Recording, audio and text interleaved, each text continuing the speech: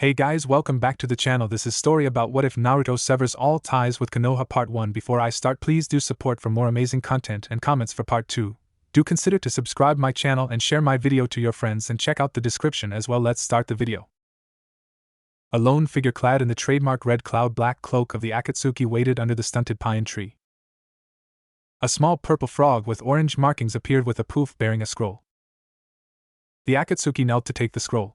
A bitten thumb swiped against the blood seal allowed the scroll to be opened and read. Do you know what the scroll contains? The frog nodded. Hi. Jiraiya says it is time to clean house. A slow nod was the response the summoned creature got.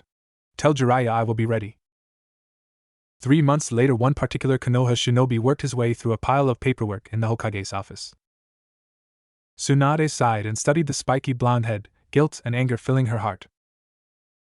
I cannot change your mind, can I? It was a statement, not a question. Naruto lifted his head. Usually bright expressive blue eyes were polished stones. I worked my ass off for this village. I nearly killed myself to bring Sasuke back alive, and the village and council nearly executed me for hurting their precious Uchiha traitor. He shook his head. I cannot take it any more, Bachan. I gave and hoped that one day the village would see me as more than just a Kyuubi, but now I see it as a futile dream. Like your dream to be Hokage? Tsunade challenged the Chunin. Of all his friends, only Naruto was still Chunin, mainly because Konoha's council refused to support recommendations for his promotion to Jounin rank. Naruto smiled sadly. It is a fool's dream. If they cannot see me after all I've done, I took down 2 Akatsuki down all by myself, you know. And the council insisted on giving credit to those A and B you sent, since a mere Chunin could never defeat an S-ranked Nukenin. And those bastards didn't show up until everything was over. He pinched the bridge of his nose. I trained for months to fight them, you know, to survive, to bring Sasuke back. He straightened his back. Well, Sasuke is back in Konoha, Orochimaru is dead, Itachi is presumed dead, Akatsuki is no more. I see no point in staying. Tsunade scrambled for something, anything. But what about your friends? What about Hinata? She knew Naruto had started dating the Hyuga heiress few months after he returned from his second training trip with Jiraiya. Tsunade shivered as the temperature literally dropped in the room. Naruto shifted slightly before speaking. I suppose you haven't heard, but Hinata broke up with me. A vicious grimace twisted his lips in a caricature of a smile. Her clan could not tolerate her continued association with one such as myself. Since that seems to be the common belief in Konoha, I'd rather take my tainted self away from this village so they no longer have to suffer my presence. Oh, Naruto. Don't feel sorry for me, Bachan. Just sign the damn papers and let me go. But what if I give you a free travel pass? Tsunade tried to get the blonde to bend. No thanks. Travel passes means I'm still tied to this village. I don't want to owe anything to Konoha. Wood splintered under clenched fists. I'm dying bit by bit here, Bachan. If you don't let me go, I am probably going to snap and start killing like Jiraiya used to. Tsunade studied the boy, no, the man she loved as a little brother. Most shinobis generally had a counselor or at least friends they could talk to, but Naruto never did. He could not open up to the regular counselors who looked upon him with disgust and loathing. The old rookies were acquaintances, not trusted friends. The only one he confided in would be Jiraiya, because the Gamma Sannin put his student above Konoha. In recent years, Naruto had pulled back from everyone in the village, Tsunade, Shizen, and Irika included. He didn't trust them to give him a higher priority than the village, and he was right. Konoha came first. Tsunade nodded slowly. Give me 2 hours. Send Jiraiya to me as soon as possible. Naruto rose and bowed his head before vanishing in a swirl of air and leaves. Tsunade pulled out a particular scroll and unsealed several thick files, reports on the attacks and assassination attempts one Uzumaki Naruto experienced at the hands of Konohans, attackers that were never prosecuted or punished. Her anger and distaste grew. The best revenge she could get was to make sure her little brother got free of Konoha, free without the idiots on the council marking him as a Nukenin. A sly smile curled her lips as she considered the best way to do this. She was lost in thought when a cheery greeting brought her to reality. You called Tsunadeheim? Oh, Jiraiya. Yeah, I wanted to see you. Her expression turned sober. Has Naruto talked to you? About what he wants? The Gamma Sannin's expression turned very neutral. About resigning his shinobi status? Hi. And if you have any brains and common decency, you'll help him. But he will never be able to return dash. Jiraiya interrupted her gently but firmly. He doesn't want to. Even I can see he has no reason to. You and I are respected and highly sought after whenever we return to Konoha after a long trip. Naruto only gets spit in the face and attacked, his property is stolen or destroyed. He is only human Tsuhime and all humans have their limits. Tsunade nodded slowly. I understand that, Jiraiya, but I don't want Naruto to be marked as a Chunin and put in the bingo books. The council must not have any legal means to go after him. Jiraiya's expression turned very serious.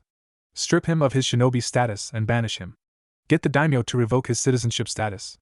Tsunade's eyes went very wide. Don't worry about him. He already has honorary citizenship in many other countries, Wave and Spring included. Even Suna if he needs it. But don't let anyone find out until it is a done deal and Naruto is out of Fire Country. A chill ran down Tsunade's spine. But that is so final. I know. His father would not want this. Sensei would not want this. They are dead and have no say. We are alive. Jiraiya was brutal in his honesty. Frankly, I'm more concerned about Naruto's sanity than old promises that were never honored or ones that should never have been made. Seeing her hesitancy, Jiraiya softened. He will always call you Bachan, he will never cut ties with Tsunade. Just with Konoha. Tsunade nodded. All right. I'll do it. Tsunade heaved an internal sigh of relief. Just the usual closing comments, and this bloody council meeting would be over. Godame-sama, there is a matter of concern that has not been addressed. Tsunade turned cool eyes to the sweaty fat civilian, some gilled head. Really? What is it that has you so concerned? Uzumaki Naruto. Tsunade raised an arched brow. Taking this as an invitation to continue, the civilian continued. He has been missing from Konoha for some weeks now. According to the mission reports, he has not taken any assignments that would take him outside Konoha. No one has any information on his whereabouts. I would like to move to have him marked as a Chunin. Honey eyes iced. Uzumaki Naruto is of no concern to this council. But Godame Dash. Uzumaki Naruto is of no concern to Konoha and Fire Country. I have discussed the matter with the daimyo, and he agreed with me. Naruto has been stripped of his shinobi status and Fire Country citizenship. Cold eyes stabbed each of her most vehement opponents. In the past she had to tread lightly, fearful that they would retaliate against her loved ones, but now she had no hostages. Jiraiya and Shizen's were the only ones she still cared for, and both were not vulnerable to the council machinations. My last communique put him in Nami since he accepted the honorary citizenship they pressed on him for saving their country from Gato when he was a mere genin. Hyuga Hayashi stilled. Godame, you can't be serious. I let the shinobi who was betrayed time and time by his own comrades and this village leave with his honor and freedom intact. Tsunade smirked. The daimyo agreed with my decision. He felt Sarutobi did very badly by giving in to this council's demands and turning a blind eye to the inhumane treatment Naruto received growing up. The two of us decided it is illegal and dishonorable to execute a loyal shinobi for the crime of being too strong, but since either of us wanted to force Naruto to stay in Konoha, and take the chance of him snapping under the unrelenting blind hatred of the ignorant bigots who live in this village. If he ever gives in to the rage that any human in his shoes must be feeling at this point, he will be far more destructive than the Kyuubi because he has the mind, intelligence, and allies of a human. She felt pride, satisfaction seeing the terror on their faces as they realized just what they had created by their actions. She took a long sip of water before continuing. Uzumaki Naruto is currently based out of Nami as a bounty hunter, and he has agreed to avoid Konoha shinobi and Fire Country. He has sworn he will not attack any Konoha shinobi or Fire Country civilians unless he or his is attacked first. And I trust his word of honor more than I trust most of you. Her smile was more of a death head's grin. If he kills or maims any Konoha shinobi, it will be considered as a righteous kill due to interference on Konoha's part. Unfortunate but expected due to our shinobi lifestyle. The smile bloomed into full vengeance. In addition, Princess Yuki of Snow Country, now known as Spring Country, has given Naruto citizenship in her country as well and appointed him as a royal liaison. She has given him diplomatic immunity status usually given to ambassadors. Any country that has a treaty with Spring has to respect that. That includes us, since the daimyo is not willing to risk losing cheap foodstuff imports from Spring Country. Several faces turned several shades whiter when they realized the full implications of the Godame's words. Uzumaki Naruto was out of their reach. They could not touch him without being executed for treason by the Hokage and the daimyo. Uzumaki could go to their enemies and sign up as a mercenary, or even register as a shinobi, and they could not do anything. Nara Shikaku shifted uneasily. Godame, this was not a good decision. Oh, I agree, Shikaku. It completely sucks for Konoha. We lose a powerhouse, A shinobi who killed two S-class Nukanins on his own, one who was completely devoted to Konoha, the one who changed my mind about becoming Hokage. But you know what? She leaned forward. I don't care. You fucked up big time. If it comes and bites Konoha in the ass, well, hoop-de-doo. She leaned back in her chair. If you are so scared, spend your own money to hire shinobis, but don't expect them to return. She studied her polished nails. Naruto is very, very good. He's never been given anything in his life. He's always fought and shed blood, sweat, and tears to develop his skill. No Chunin instructor or jounin in Konoha bothered teaching him a damn thing. He had to teach himself the basics that most academy students are drilled in, bits and pieces of whatever he found in different places or cobbled together through observation. Unlike spoiled clan brats who had the full benefits of specialized teachers, clan techniques, and early training. Several counselors winced at that jab regarding Uchiha Sasuke. Satisfied, the Godame relaxed minutely. He has no reason to stay in Konoha. His first girlfriend broke up with him, and given the way most people feel about him, he will never find another one and have his own family. His friends have abandoned him, only going to him when they need help, never supporting him or his dreams. This council has refused to promote him to jounin despite all his successes. He succeeded in bringing back a traitor who was promptly reinstated and promoted above him, while he was fined for using excessive force for defending his own life. The few people who do care for him have their own lives and concerns. Would you stay in such a village? Several of the clan leaders turned away shamefaced. Everyone knew it was wrong, reinstating the Uchiha after such light punishment for such a serious crime, for punishing the one responsible for retrieving the precious Sharingan Kekai Genkai, but none had supported the furious Godame. They did not wish to use their political leverage in what was of little import to them. The representatives of the minor clans that did support the Hokage, Inuzuka and Aburame, were smiling sadly. Tsunade shook her head. This matter is closed. If I find anyone authorizing missions concerning Naruto, even ones to change his mind, I will execute the one responsible, clan head or no. Cold eyes settled on Higahayashi. Any shinobi who accepts such missions will not receive any medical treatment from Konoha medics and subject to 1 month in Ibiki's tender care. Any medic nin who dares treat the shinobis involved will be stripped of his or her license.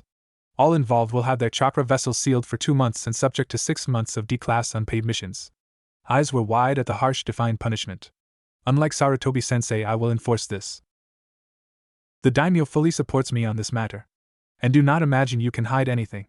With Akatsuki gone, Jiraiya has decided to devote his intelligence gathering to traitors and lawbreakers within Konoha. He is especially keen to track all those who would dare harm his student, most likely his only living student, since he will never teach another from Konoha. Naruto frowned at his dish of sake. It wasn't very high grade, and it would take gallons to have any real effect on him. He often found it was an effective way of encouraging opponents and informants to underestimate him. He wondered what the hell was delaying the freelancer Gamiko had promised him. Naruto knew he was good, and with Kage Bunshins he could easily duplicate an army to take out any gang of bandits or regular Nukanins.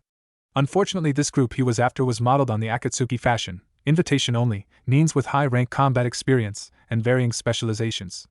All experienced shinobi knew the weakness of Kage Bunshins, and Naruto had not quite mastered the Hiraishin to be all over the place, as it were. He needed a partner for this job. Unfortunately, there were few with the necessary skill level he trusted, so he had been forced to go to Gamiko, an intermediary who specialized in introducing parties.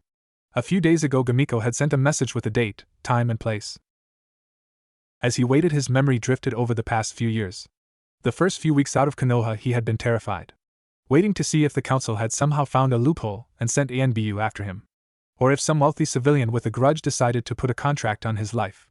Or if Bachan changed her mind, or was forced to, and authorized a Black Ops mission to execute him.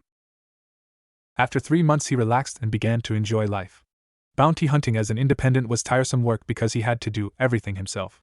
Naruto found himself depending heavily on the network of contacts and friends he had all over the elemental countries.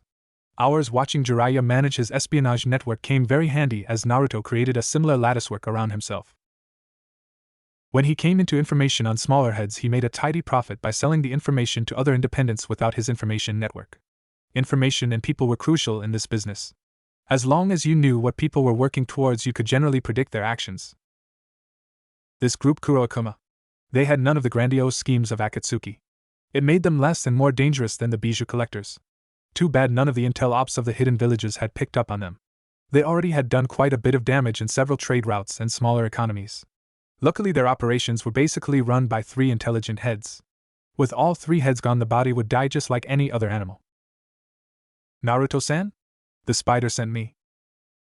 A quiet feminine voice barely discerned against the general noise. Naruto inhaled deeply. She had barely registered on his senses. Her chakra control was exceptional to have mimicked a civilian. He would have assumed her to be a waitress if it wasn't for the faint scent of weapons polishing oil drifting from her. Slowly he turned halfway and scanned her. She was standing about 4 feet away. A respectful distance to give just enough warning room for both parties if one decided to attack. If he was to sum up her description in a few words, Naruto would say deadly and beautiful elegance, and be quite accurate. Her body was slender and toned under the tight-fitting, well-used armored brown leather garments and boots. Over that she wore a mottled olive-green canvas coat treated to be water-resistant. Her weapons pouches were a lighter brown and her weapon harnesses and belts were black. Naruto was certain she was concealing more under the voluminous coat. Given the scuff marks on her outfit, Naruto was quite sure she was very good. Her face was the kicker. Almost triangular with fine porcelain skin stretched over delicate fragile bones. Almond-shaped slanted black eyes set under flyaway dark brows. Long strands of silky black hair escaping from the neat coronet of braids wrapped around her head to frame her face. He could see the flash of steel saban used to secure the braids. She reminded him of someone, but Naruto wasn't quite sure who. Oh well, it would come to him sooner or later. Besides, he was more worried about Operation Hydra. Your name? Naruto had given up on making friends at first meetings. He preferred to reserve judgment before reaching out. She bowed her head. Call me Hibara. Gamiko's local agent can vouch for me. Naruto nodded curtly. Watanabe was a sneak and a coward and a very bad liar, since Naruto could literally sense lies using his QB augmented senses. In the weeks after he left Konoha, he had discovered his sensitivity had increased several-fold. A meeting with the fox left him feeling the fur ball wasn't so bad after all. He had agreed to augment Naruto's body enough so the deteriorating side effects of channeling the dense red chakra would be greatly reduced. All Naruto had to do was to open his senses to the Yoko, so the bijou could receive some sensory input and the emotional benefits. Of course, it meant the fox often egged him into bedding every attractive female just so he could enjoy the endorphins and sensations. Naruto did not mind too much. He had found women outside Konoha found him very attractive. With his loyalties to Sakura and Hinata gone, he had little reason to restrain himself from enjoying the pleasures of the flesh. Firmly, he pushed the idea of bedding Hibara out of his mind. She was going to be his partner. If she was good, it could lead to a more permanent arrangement, and Naruto wasn't going to toy with someone who could cause him a great deal of physical damage. Oh, it would heal, but the annoyance just wasn't worth it. Carefully, he pushed himself off the stool. Let us walk, Hibara-san. Some fresh air will do me good. She did not say anything but followed his lead. That was one point in her favor. Most women were complete bitches when you were short with them. At least this one was professional. Both of them knew small talk was pointless. They would know each other better after a practice spar. Naruto had a vague feeling he would be working with Hibara for a long time. Naruto watched his partner drink steadily. She had already polished off 2 jugs of sake by herself and was nearly finished with her third. The last job had been ugly. Child prostitution wasn't something that could be prettied up, and for some reason it hit Hibara hard. Probably some female thing. They had come to an understanding of each other's limits in the months they worked together, but Naruto did not delude himself into believing he knew everything about his partner. The blonde squinted through the dim light of the not-so-high-class tavern. The acoustics of their booth and the sound-canceling jutsu barrier guaranteed their privacy, so he blurted out the question that had been plaguing him. Hibara-chan, would you mind if I asked you a question? Ask away, Naruto-kun. She always insisted on using the affectionate suffix, though she never indicated in other ways that she had emotional ties with him. Oh, they trusted, respected, and liked each other.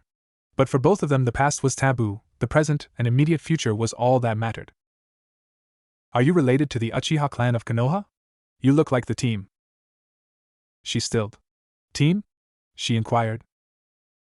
Uchiha Sasuke. Old teammate. Spoiled brat and all-around bastard. Went traitor and put a hole in my chest. Chased him for years because I promised. When I finally succeeded, they closed me out, kicked me to the curb. Naruto explained vaguely.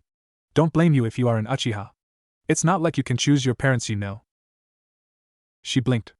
Naruto saw 2 glittering trails down her cheek. Before he could apologize and tell her she didn't have to tell him anything, she spoke. My father was. Her voice hardened. He was a complete bastard. I was happy when Uchiha Itachi slaughtered the clan. She looked at him carefully through the corner of her eye to study his reaction.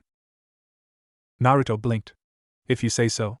He tapped his finger against the age-smoothened tabletop. I never quite understood Itachi though. He didn't seem like the type to just snap.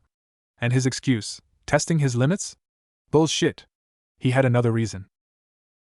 Hibara blinked. What do you mean, Naruto-kun? Naruto sipped his sake and gathered his thoughts. What do you know of Itachi?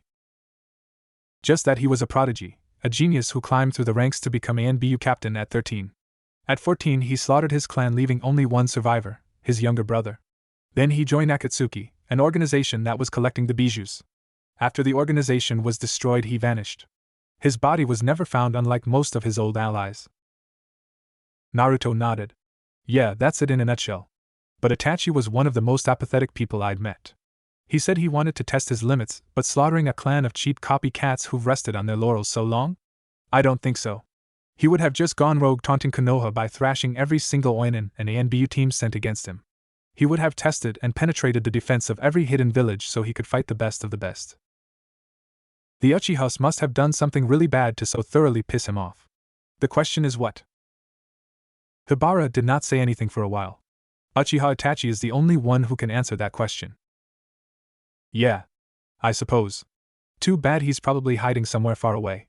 It probably would be nice to spar with him without having the whole killing each other issue. You want to talk to him? But why? Itachi is a human being who was probably given a shitty hand like most of us. He probably did what he felt he had to do in order to survive. I just want to know what could have been so bad that he slaughtered his own kin with no remorse. Only he can answer that. Yeah. Well, I'm done for the night. Can you look after yourself? Hibara snorted, a soft sound. Of course, Naruto-kun.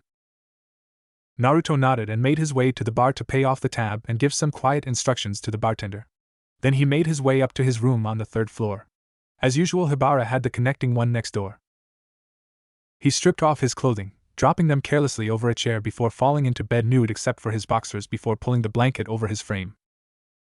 A couple of hours later he came to with a jerk, flush of red chakra incinerating the effects of alcohol on his body. There was an intruder close by. Naruto-kun? It was Hibara. Her chakra was fluctuating unevenly, quite unlike her. Probably the alcohol she had consumed. Her hair was disheveled and spilling down her back. At some point she had removed or lost the pick she used to secure her bun. He watched as she discarded her coat, then the close-fitting armored vest. She struggled with her boots before they too hit the floor with 2 soft thuds. Then she walked, nose swayed towards him. There was no power in her steps or restraint in her motions. Her entire body swayed slightly out of control as she carefully made her way to him. Her face was flushed pink, Sharingan was active from the lapse in chakra control. He had gotten used to it. For a long time he had been terrified. He had only seen the Sharingan in 2 faces, both of whom tried to kill him. Kakashi didn't count because he never really used the full-blown Sharingan against Naruto. Now it represented control, competence, constancy, camaraderie, and companionship. What is it, Hibara-chan? She managed to sit on the edge of the bed without losing her balance, though she refused to meet his eyes. There is something I have to tell you. After what seemed like eternity, she lifted Sharingan eyes to his blue ones. I am Itachi. Naruto stilled. What was she talking about? Itachi was a guy. He stared hard, going over what his senses were telling him. She was telling the truth, or she really believed it. But how could everyone have believed Itachi was a guy? Naruto's brain worked furiously. All right, ignore that question and focus on the starting point.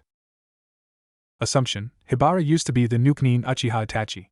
Extrapolate. Everything shifted and formed a dazzling kaleidoscope before settling into a new pattern, one that was far more complete than the old picture. It all made a crazy kind of sense. But going back, how? Realizing she was near her breaking point, he scooted closer and wrapped his arms around her and settled her on his lap, tucking her head under his chin. Tell me everything, Hibara. I won't tell anyone else. And then she spilled everything. Her most early memories growing up in Baron Barracks and raised as an automaton. The regular medical checkups. The near-constant training. Returning to the Uchiha clan house just before Sasuke was born. Being pushed and driven through the academy and up the ranks. Occasional blank spots in memories. Blank spots created when her controllers wiped out her memories when she had discovered her true sex. Going through puberty feeling almost completely asexual due to the treatment of hormones and drugs. Finding out about the truth and memory wipes soon after she turned 14 and deciding to slaughter the clan so they could not wipe her memories yet again. At the end of it she was shaking and crying so hard she could barely speak. I knew I could not break the henge. It was a few jutsu, and the only seals master I knew was Jiraiya, so I decided to join Akatsuki. But after a few months I realized there was no way I could just run off and hide, not when they actually had a chance at succeeding in collecting the bijus, so I started to pass information to Jiraiya. His inside informant. Hi. Once things started wrapping up, Jiraiya broke the henge and swore a blood oath to not reveal anything about Uchiha Itachi or Hibara. Then I left. Naruto crooned softly, rocking the woman in his arms. Jiraiya kept his word. He did not breathe a single word to me or anyone else. He kept your secrets. I was worried for a while that he would tell the Godame. No. He doesn't trust the council. He never tells Tsunade anything he wants to be kept secret. Bachan would blurt it out if anyone asked her when she's drunk. Jiraiya is the type to owe loyalty to people. Besides, from his perspective, the Uchiha clan got what was coming to them with their illegal experimentation and child abuse. He doesn't have any tolerance for things like that. Not after Orochimaru. Hibara nodded mutely. Then something came to mind. What are you going to do? What do you mean? Do you want to split up? I can understand Dash. Hush. You did what you had to do to survive. Just like me. As far as I'm concerned, everything is square. Besides, his voice turned teasing. We make a pretty good team, and I'd hate to break up. Hibara laughed, a choke sound that gradually became genuine. What could she say to that? Especially since he was right. Oh, choosing loyalties, oh. Hibara frowned as she cleaned and polished her weapons while she waited for her lover and partner to collect the bounties on their latest heads. Barachan, we're done here. Deft hands slipped the kunai back into the quick-release holster and packed away her equipment in a sealing scroll that went into her satchel. 10 minutes later they were in a bar sipping sake warmed by katan jutsus. The kunoichi noted Naruto's distant, blank expression. Did you get any flack from the clerk? She asked idly. Aye. Then what is riling you? Naruto hesitated before speaking. Do you like this life? Having no ties, no stable home? Owing nothing to any particular village? Constantly traveling? Hibara stilled. She did not complain about the traveling because they had little choice. They had to go to where the work was. But it would become more difficult, especially if she became pregnant. And she would sooner or later. All forms of birth control had a failure rate. And factor in a Jinchuriki sperm that most likely more potent than the average male. Not really. But why do you ask, Naruto-kun? Naruto ran a large hand through his messy hair. Curiosity. I've been thinking about the future. Bounty hunting is okay, but having the backup of a village would be better. Most shinobi villages consider their needs as tools to be used and discarded. I will not risk being treated that way ever again. I know. Trust me, I understand perfectly. That is why I think we should study the possibilities to see which village would suit us best. After several days of debate and data analysis, the pair came to a decision.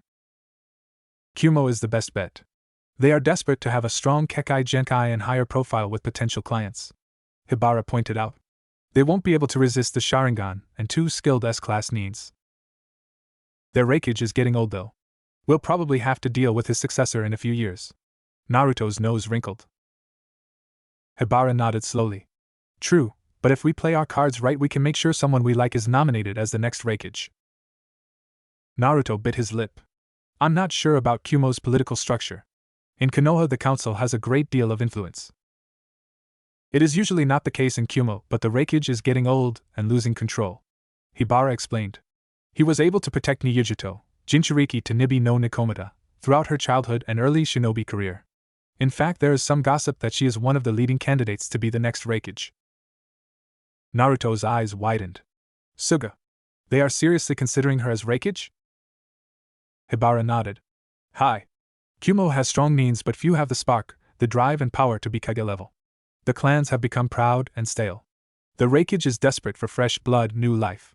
That is the only reason why he did not stop the Gokuro clan's attempt to kidnap the Hyuga heiress for the Byakugan. Naruto nodded slowly. He could see the Raikage's point of view.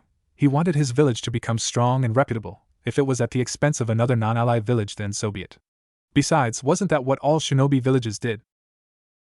Okay. You've convinced me. A wide smile split his face. Let's go pay the Raikage a little visit to see if he's interested. Omada Hiroshi, Yandame Raikage shivered slightly as he hunched over the newest paperwork in the Kage Tower. His old bones were too vulnerable to the biting chill of the tower set in one of the high peaks of Kumo. It was a strategic spot but better suited for young vigorous bodies. Carefully he put down his glass nib pen and turned his thoughts to his ever-present concern, his successor candidates. So far no clear candidates had caught his interest though the clans continued to push their science. Hiroshi himself favored his ward, Niyujito, who was Jinchuriki to Nibi no Nikomata. Like the Sandaime Hokage, he took up his old job when his old successor, and nephew, died, sealing the Nibi inside his grandniece Yujito. Yujito was a superlative kunoichi, an excellent taicho on the battlefield, but she was not a leader. She did not have the charisma to draw attention or set hearts on fire. She was reserved and quiet. She was decisive and quick with orders when fighting, but she was more inclined to ignore what happened around her as no concern of hers. Not a good quality in a political leader or kage candidate. Even she herself admitted it.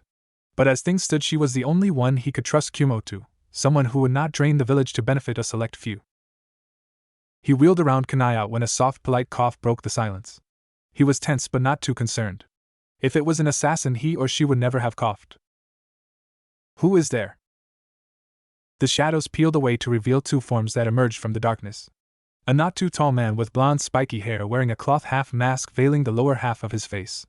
His lithe build was dressed in green camo pants, pouches on both thighs, black combat boots, a black turtleneck under a sand-colored trench coat. His companion/partner was obviously a kunoichi dressed in green cargo pants and black boots, a black t-shirt under a green camo jacket. She had long black hair twisted in a knot secured by chopsticks and senbons with long strands framing a pale aristocratic triangular face and almond-shaped black eyes. Neither of them bore a haidi, even a scored one to mark them as nukanins, but they were clearly shinobi trained. High-class ones given that they penetrated the Raikage Tower without setting off any alarms. They also bore no killing intent. They wanted something. Feeling a tad more relaxed, the Raikage filled his pipe and lit it before taking a deep puff. What can I do for you? The pair glanced at each other before the blonde man stepped forward. It is more like what we can do for you, Raikage-sama. Rumi's eyes narrowed sharply. Perhaps you can start with your names? The pair hesitated before answering. Naruto. Hibara. The Raikage perked. Uzumaki Naruto? Of Konoha? The blonde stiffened. Formerly of Konoha. He corrected sharply before forcing himself to relax. Forgive my abruptness, I have almost no good memories of Konoha. Hiroshi nodded slowly. He had heard of how Konoha's Jinchuriki was treated. Fools! They did everything they could to anger the boy. It was a miracle he hadn't snapped years ago like the Godame Kazakage Gara. I can see. It was disturbing. Sarutobi was a fool. He watched his village prime an explosive tag and did nothing to stop them. Young man, you must have an iron will to have reached your current level with so little encouragement or backing. Naruto blinked and smiled hesitantly. Thank you? Hiroshi shook his head. It is no compliment. It is the truth. I've studied the historical data on Jinchurikis. Those treated reverently, with respect, they serve their villages well, often becoming great leaders. It is those despised and hated who become insane and go on killing rampages that are so prominently noted in the records. He took a deep puff. I was determined to not let that happen to Yujito, so I was very strict about enforcing any law I made to protect her. In fact, I forced many of the clans to send their heirs for special training with Yujito. They grew up with her and treated her like any other high clan child. Whenever they heard uncomplimentary things, they were quick to speak in her defense. When they finally learned she was a Jinchuriki, it was something secondary, like a Kekai Genkai. All Kumo shinobis know she is a strong kunoichi and experienced taicho. They know she will not risk their lives for no good cause, that she will do her best to make sure her team returns alive. Naruto bowed his head. I heard that. Jiraiya, the Gama Sannin, he said that Akatsuki always hesitated going after the Nibi because Kumo shinobis were quick to react. The Raikage nodded. When they were active, Yujito spent more time doing missions requiring several squads. Akatsuki is good but not against a group that works like an oiled machine, or a Jinchuriki comfortable with drawing on 90% of the Biju's power without losing control. Especially Nibi. Naruto frowned then nodded. Nibi has control over the dead. Yes. Yujito can reanimate corpses to fight on her behalf. If the death is fairly recent, and there is a medic to repair the injuries, she can force the soul back into the body. Naruto's eyes widened. Wow.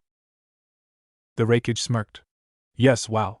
It makes her a particular favorite of Kumo's shinobis. All the divisions know to make sure there is a good medic on her team. But enough about Yujito.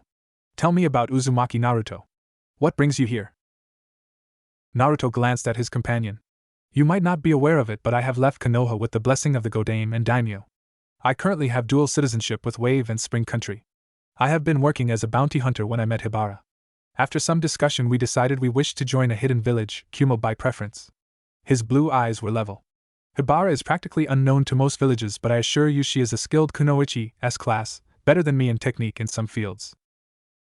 The Raikage almost dropped his pipe from shock. Tell me, why Kumo? Is it for vengeance? Do you hope to attack Konoha in the future using Kumo as a shield? Naruto shook his head. No. Konoha holds grudges. I do not. You tried to make your village strong by going through with the Hyuga kidnapping. Don't all villages destroy or steal the resources of others? Scrolls, jutsus, kekai genkais, weapons, shinobis?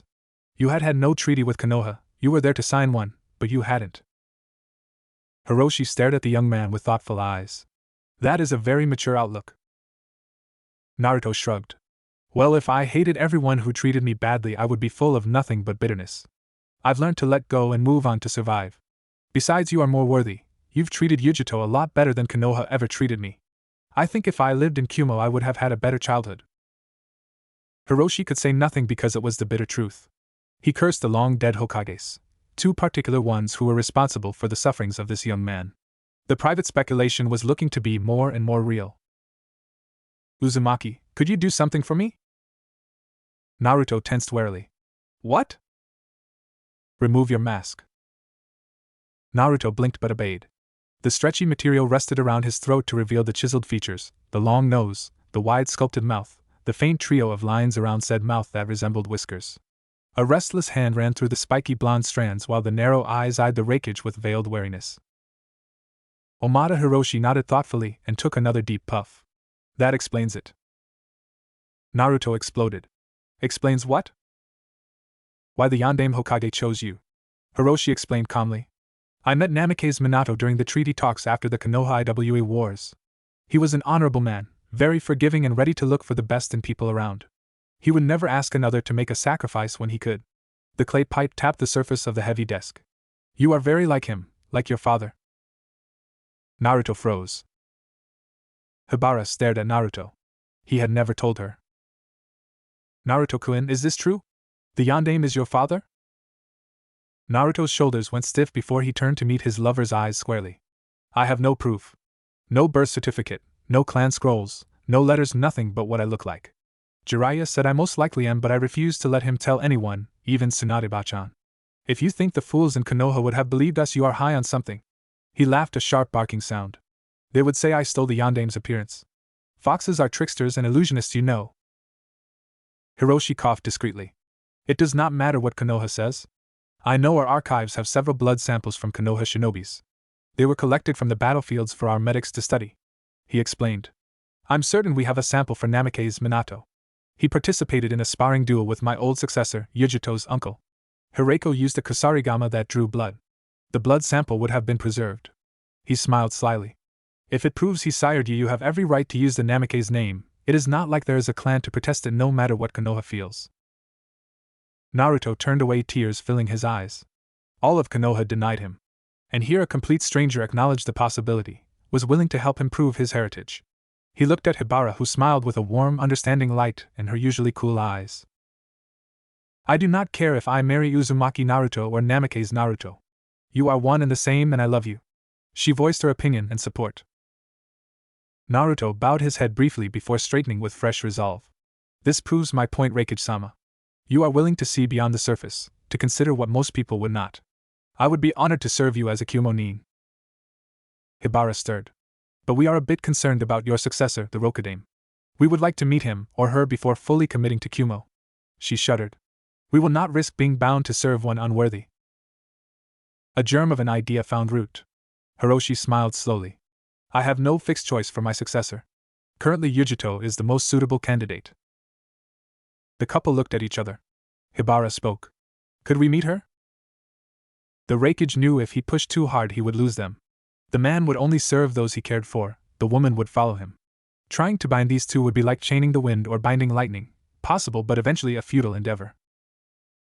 Of course. First, let me prepare a set of visitors' papers for you too. For 2 months? That should be enough time for you to make a decision. He opened a few blank scrolls and began writing out the details of a visitor's pass. A slow smile spread across his face as he imagined the possibilities. They were looking for a place to put roots, to grow a family.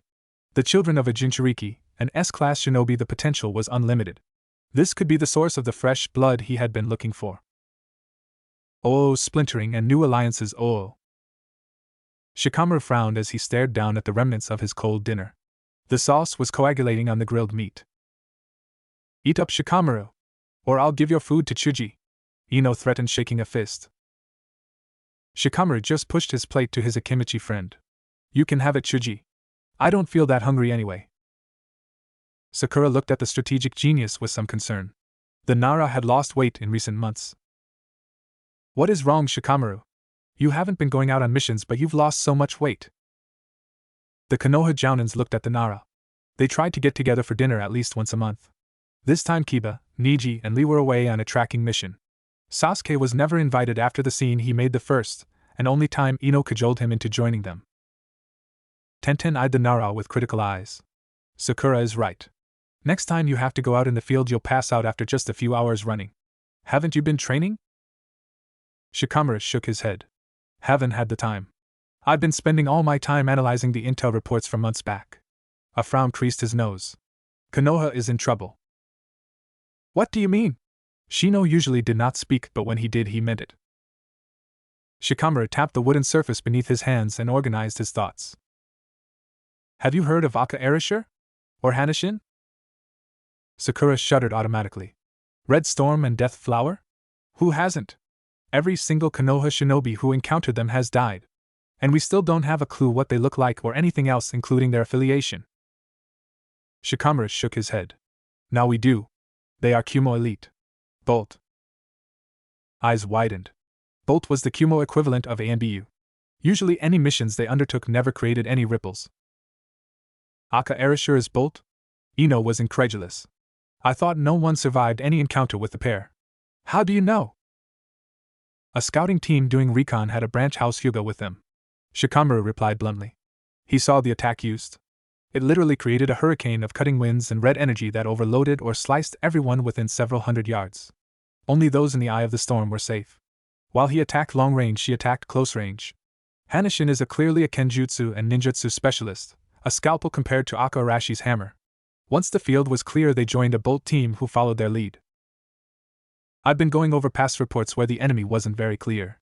A lot of the shinobis who died opponents unknown were most likely killed by this pair. It is only recently, after that large-scale lethal massacre where those Kirarashi attacks were used, that the names were discovered by intel operatives. Ino shook her head. I don't get it. If they have two really good names, why isn't Kumo publicizing it to get missions? Shikamaru's eyes were solemn. They have Ino. Mainly in IWA and countries without shinobi villages. I don't know if your dad has been complaining, but Konoha has been losing some large regular merchant contracts. The factors said they found another more reliable village. From the reports, it is most likely IWA or Kumo. Chuji nodded slowly. A lot of merchants have been saying that. It's because Nami and Spring automatically increase the cost of any goods heading for Fire Country or Konoha. They have been giving merchants who hire shinobis from other hidden villages a discount. Ino stared confused. She knew prices had been increasing recently, but she never figured out why. But why? Sakura looked away, her mouth trembling. It was Hinata who answered, her eyes moist. It is because Naruto left Konoha. He has accepted citizenship in both those countries, and they do not like Konoha anymore. She looked down at her clenched fist. I heard father speak of it. The daimyo and Godame are very angry with Konoha. Naruto asked Tsunade-sama to banish him so he could leave without being marked as a nuke. Everyone recoiled. They knew Naruto had left, but they figured it was just a long training trip. None had figured it was a permanent thing. But Naruto hadn't sent any letters. Ino turned to Sakura. That is just a joke, isn't it, forehead girl? Naruto always said he wanted to be Hokage. He wouldn't just up and leave. Sakura straightened her head and spoke, her voice thick with unshed tears. Hinata is right. He left. He didn't say anything to anyone but Tsunade-sama or Jiraiya-sama. Even Iraka-sensei and Tuchi-san and Ayam-san from Ikarakas didn't know. But why? Tenten voiced the question on all their minds. Why would he leave? Sakura shook her head. I don't know. But even before that, Tsunade-sama stopped teaching me. Her long bangs hid her eyes. Shizen-san refused to tell me anything. I'm still a medic nin, but I learned through the hospital. I don't get any specialized training anymore. Haven't for a few years now. Shino nodded thoughtfully. That explains it. Everyone looked at him. Tsunade-sama blames you, and all of Konoha. In her eyes, we are responsible for making Naruto leave. But we didn't do anything. Ino erupted furious. That is exactly it. We didn't do anything. Shikamaru's cool voice cut through the histrionics of the Yamanaka Kunoichi. We didn't stay in touch with him. We didn't ask about him. We didn't talk to him. We didn't know he was unhappy in Konoha. Hell, we didn't suspect anything was wrong. Only Hinata and Sakura's sharp eyes pinned the two Kunoichis. Tell me, why didn't you two say anything? You two were supposed to know him best. Sakura, you were his genin teammate. Hinata, you were his girlfriend. They looked away. Hinata spoke first. I broke up with him. Father did not like me dating him. He said he was unworthy, a nobody. She silently begged for understanding, their support. He was beginning to respect me as a kunoichi I didn't want to lose. So you threw Naruto away? Shikamaru concluded in patent disgust. He turned to Sakura. What about you? What did you do or not do? Then he shook his head. No, I don't have to be told. All you cared about was getting the Uchiha. You made Naruto promise. You ignored him except when the rumors about Sasuke reached you, then you guilted Naruto into chasing after the traitor. Whenever he returned empty-handed, you berated him and put him down for failing.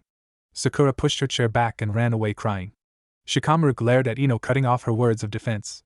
Don't say a fucking thing, Ino. You know I'm right. Sakura ignored Naruto except when it was time to chase Sasuke. And when Sasuke was back in Konoha, she dropped Naruto like a used tissue. He pushed his own chair back and stood up abruptly, throwing his chopsticks down with a clatter. Forget it. I understand perfectly why Naruto left Konoha. No one around here gave a damn about him. Us included. In the Hokage Tower, the Konoha Council was holding another more formal meeting. Godame-sama, what measures are being taken to eliminate Aka Erasure and Hanashin? Tsunade eyed Hyuga Hayashi and smiled maliciously. None. She waited for the uproar of protest to die before continuing. All A and B you sent against the pair have been eliminated. Not one has survived to return, make contact, send a message, anything. We would have to send at least 15 full squadrons to have a less than even chance of taking them out. Such a step would be an act of war. It would give Kumo the right to retaliate openly. If they send the pair against Konoha, we would be facing lesser version of the Yondaime Hokage. But we would be the IWA Nins. Their techniques and teamwork is destructive on a massive scale. They can literally bring down the walls and storage silos from half a mile away. I will not risk dragging Konoha into a war we are not prepared for. That harsh reminder was enough to still most of the protest. Then what course of action remains? Aburame Shibi voiced the practical question. Avoidance. Tsunade replied bluntly. Naro Shikamaru has been analyzing past reports where the opponents were not so clear-cut. A clear pattern has emerged. 35% of Jounins killed in the past year, opponent unknown, has been closed opponent known, Aka Erasure or Hanashin. 80% of our shinobi's encounters with Kumo have ended in at least one death, 40% with only one survivor making the report. Kumo has been upping their shinobi training regimes, even their Chunin teams are becoming lethal to an experienced Konoha Jounin. They are using more and more new or never-seen jutsus, Futon, Raiton, Katon, all blended to have effects our shinobis are not familiar with. Unfortunately, few survive to return and make a report so we can develop counters. The standard Doton mud wall is ripped to shreds by their attacks. Inochi shook his head. I don't understand how these two elites snuck up on us. Kumo has not produced any promising shinobis in years.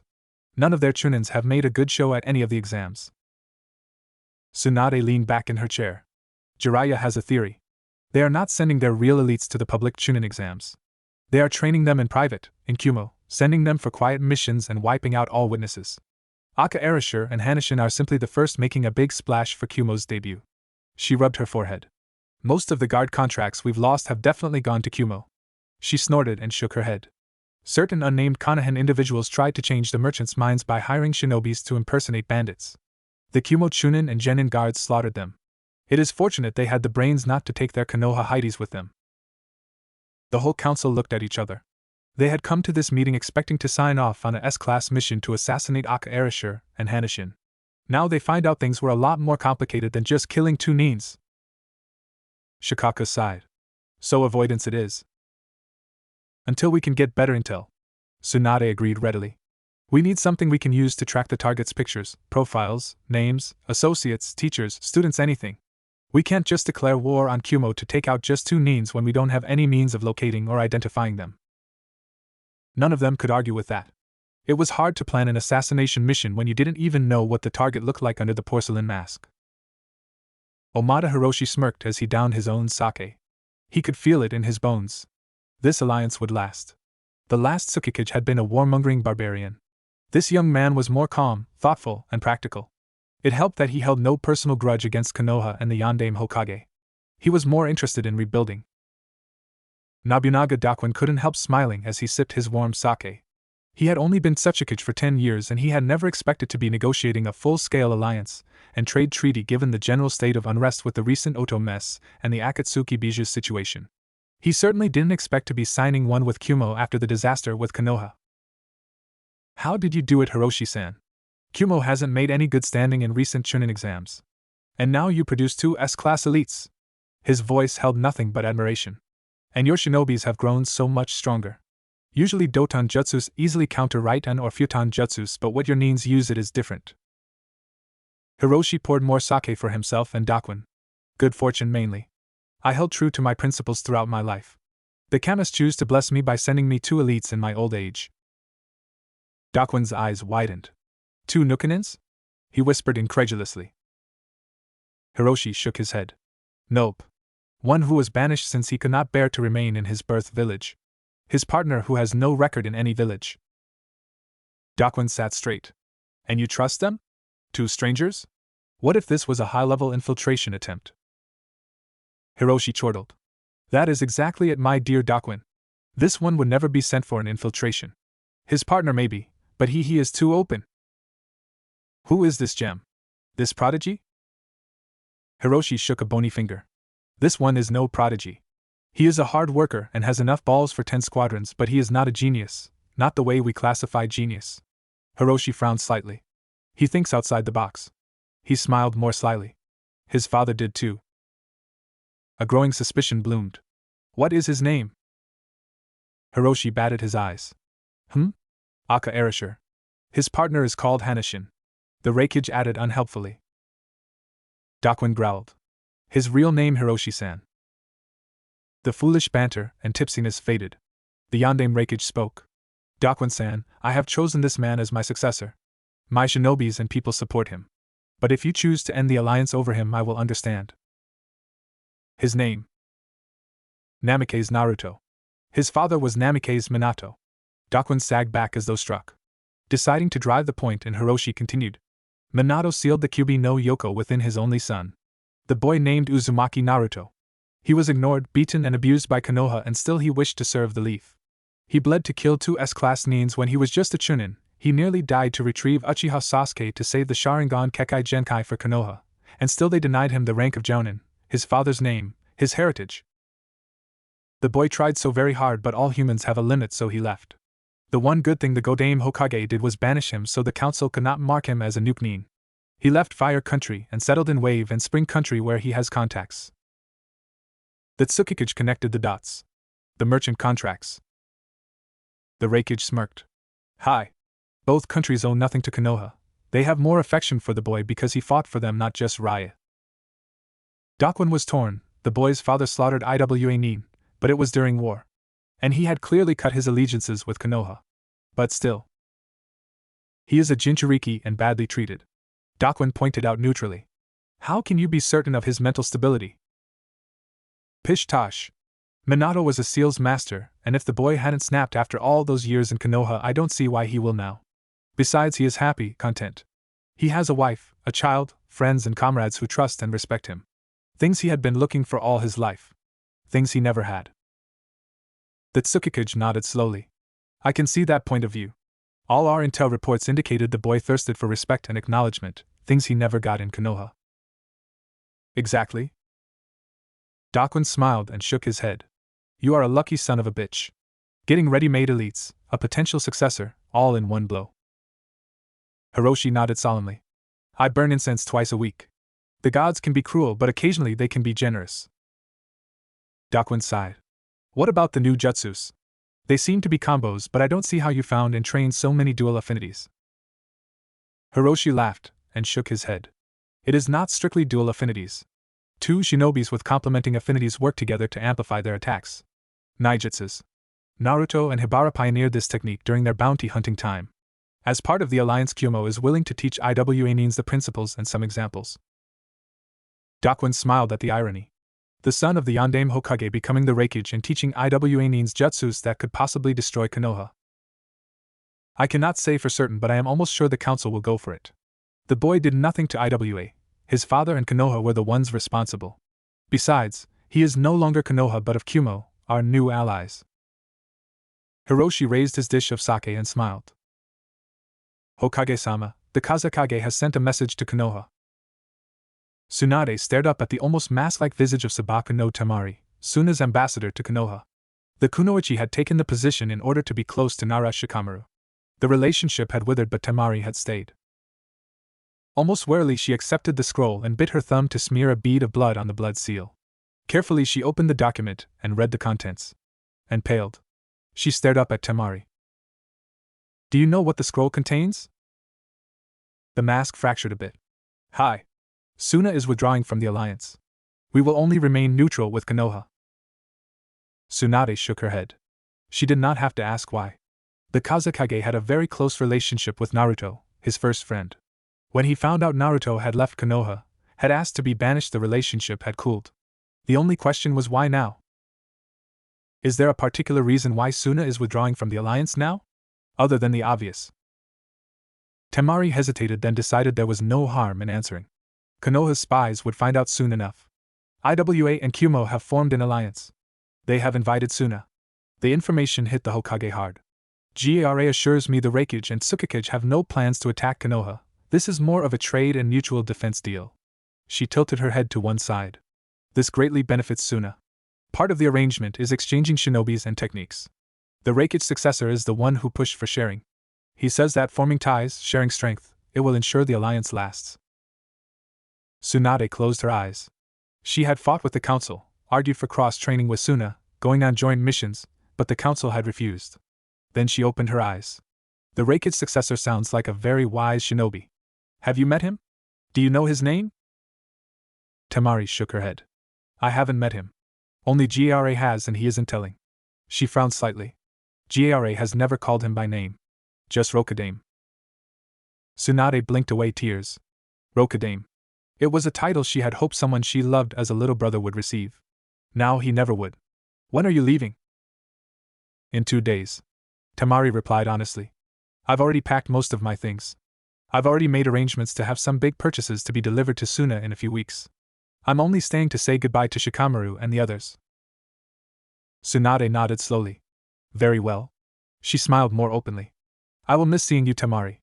I am certain Shikamaru and the others will as well. A few months later found the Godame Hokage nursing a never-ending headache as she sipped her tea, waiting for the council to settle down. Every one of them were looking their age from all the recent stresses, and she hoped every one of those bastards would lose a lot more hair and get a dozen wrinkles. She waited. And waited. Silence. Expectant eyes. I have the report from the Jounin team sent to protect the Fire Daimyo's diplomatic envoy to Kumo. The news is not good. Several counselors and clan heads took a sip of the herbal tea designed to heal ulcers. Tsunade took a sip of her own tea before continuing. The daimyo was not completely honest with us.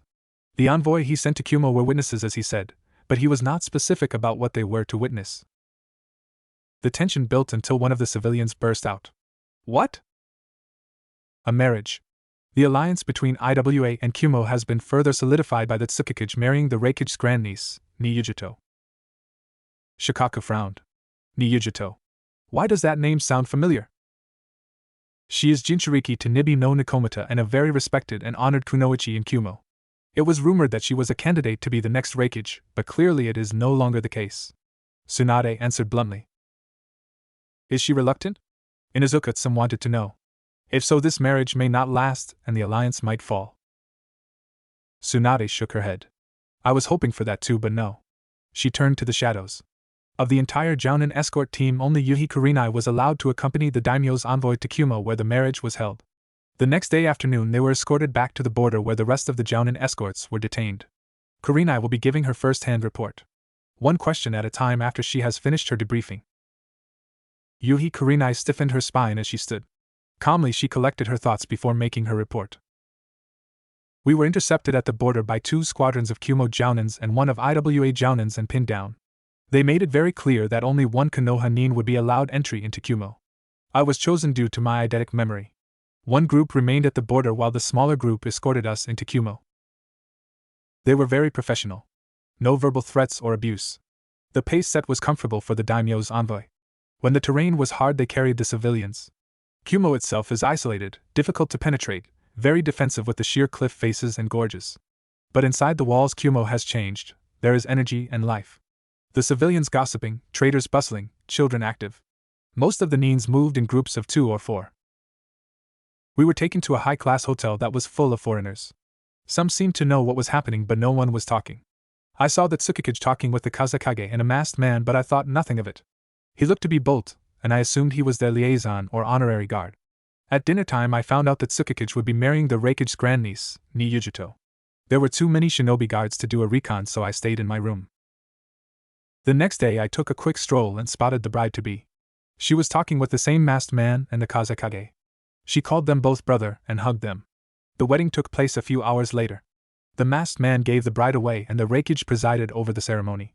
The Karakage and the Tsukikage's sister Sango were the official witnesses. From what I saw, the bride and groom have genuine respect and affection for each other. There will be an honest attempt to make this marriage work. All information about Nobunaga Dakwon indicates he has had no serious relationships or girlfriends in the past few years. His first wife died in childbirth, the daughter was stillborn. He has no children from any past liaisons. The witnesses from IWA are pleased by the marriage and alliance. I did some eavesdropping during the reception. The masked man, he is Aka Arashir. It is common knowledge in Kumo he the Raikage's right hand, a highly respected and skilled Jounin and Bolt operative, and that he is a Jinchuriki, of what exactly no one who knows is talking. The Karakage and Yujito trust him, call him brother. The next day we were escorted back to the border where the rest of the Jounin escorts were waiting. Karinai closed her eyes. 3 Jinchurikis, highly respected and honored, and are very close to the seats of power in 3 different hidden villages. They are the key for this alliance. They will not be easily removed and the bonds they share will not be easily severed. Chusa frowned. I do not understand. How can Yujito so trusted and liked? Didn't the Godame Raikage die sealing the Nibian to her? Even Gara was feared. Suna chose him for his power. Tsunade shook her head. I don't know. Neither does Karinai. Does anyone know which bijou this Aka Arashir holds? Jiraiya might, but he has not responded to any of my letters. She smiled sourly. Don't count on him telling Konoha anything even if he does. Several counselors flinched at that pointed rebuke. Hayashi frowned. 3 Jinchurikis with power and influence, in positions of leadership in 3 separate countries that have bad relationships with Konoha. This is not a good thing. IWA, Kumo and Suna, they might change their minds in the future and attack Konoha. Tsunade grimaced. A certain division in ANBU felt so and chose to act without my or this council's permission. Ladies and gentlemen, I have the distinct pleasure of informing you that the highly illegal NA division of ANBU is no more. Every single NA ANBU sent to interfere in the treaty negotiations is dead. In fact, Kumo sent several squadrons to track NA back to their bases outside Konoha and wipe them out. 3 days ago Danzo was found dead. Officially he died of a heart attack. Unofficially the medics believe it is a new assassination jutsu that mimics a heart attack, a right-on jutsu that overstimulates the heart. Several ANBU and Jounins known to associate with him, and even some who don't have died in unanticipated encounters with Kumo nins in the weeks after. She smiled the now common death head grin. A most welcome gift from Kumo. I must send the Raikage a letter expressing my gratitude for getting rid of those thorns in my side. Honey eyes bored into certain individuals. Too bad they only took care of the shinobis. Several counselors flinched. They had been Danzo's allies and supporters. The shinobis on the council shook their heads. It was a highly illegal action, but it was very surprising how complete and ruthlessly thorough Kumo's reaction had been. Their intelligence operations must be very sophisticated to have penetrated and unearthed NE. But then again, they had been protected by factions on Konoha's council. Shikaka sighed and tapped the table to get everyone's attention. It is clear. If we stay out of Kumo's way, they will not attack us, but if we interfere in their business, they have no hesitation about wiping those responsible out. Tsunade nodded. Up until now our encounters with Kumo have only been in the field, when we are at cross purposes in the field on opposing sides, trying to gather intel.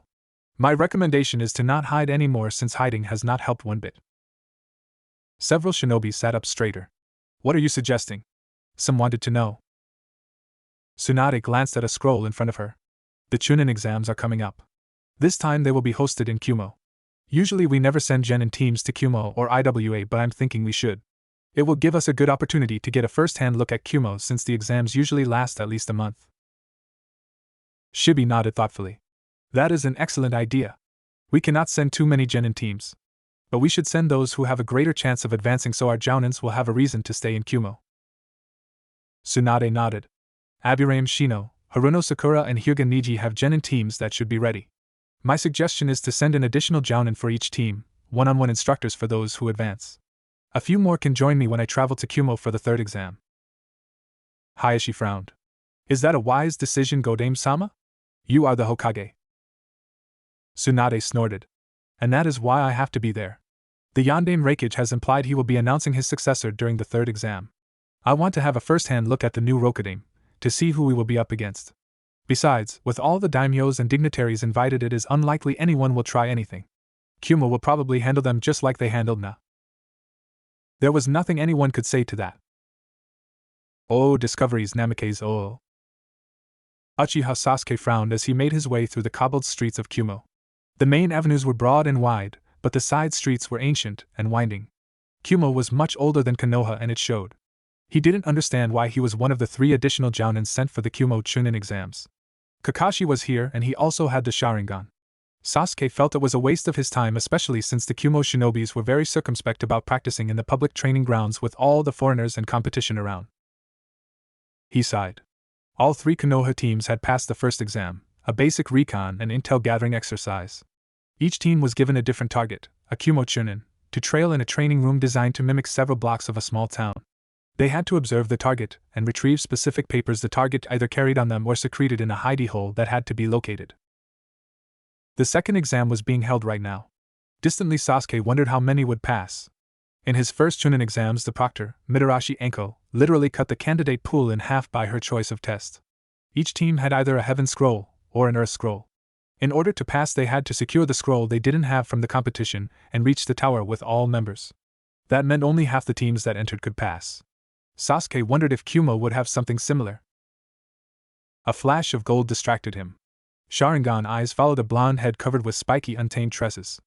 A tall, broad-shouldered Kumo-nin wearing gray camo pants, black combat boots not shinobi sandals, a navy blue turtleneck, a green flak vest, hidey tied around the right bicep. A girl barely in her teens wearing the Kumo hidey tied around her arm was chasing him. Namikaze-sama! Namikaze-sama! The blonde Kumo-nin stopped and settled into a crouch to look the genin in the eye. What is it, Katara? Shouldn't you be with your team and Jounin senseis? Katara shook her head. Nyoko-sensei and Isshin-sensei gave us the day off. They have things to do for the Chunin exam. But I have a message for you. She held up a folded piece of paper. Namikaze took the paper and quickly scanned the contents. Quickly he produced a lead pencil from one of the flak vest pockets and scribbled a message on the same paper before handing it back to Katara. Katara, I need you to deliver this to the academy, to Dash. I know. I always do this for you. Namikaze grinned and ruffled the girl's hair. That's just your luck having me as a neighbor. You'd get to be my unpaid courier. But I get to meet all sorts of cool people. Katara grinned up at the shinobi. I'll drop this at the academy before target practice.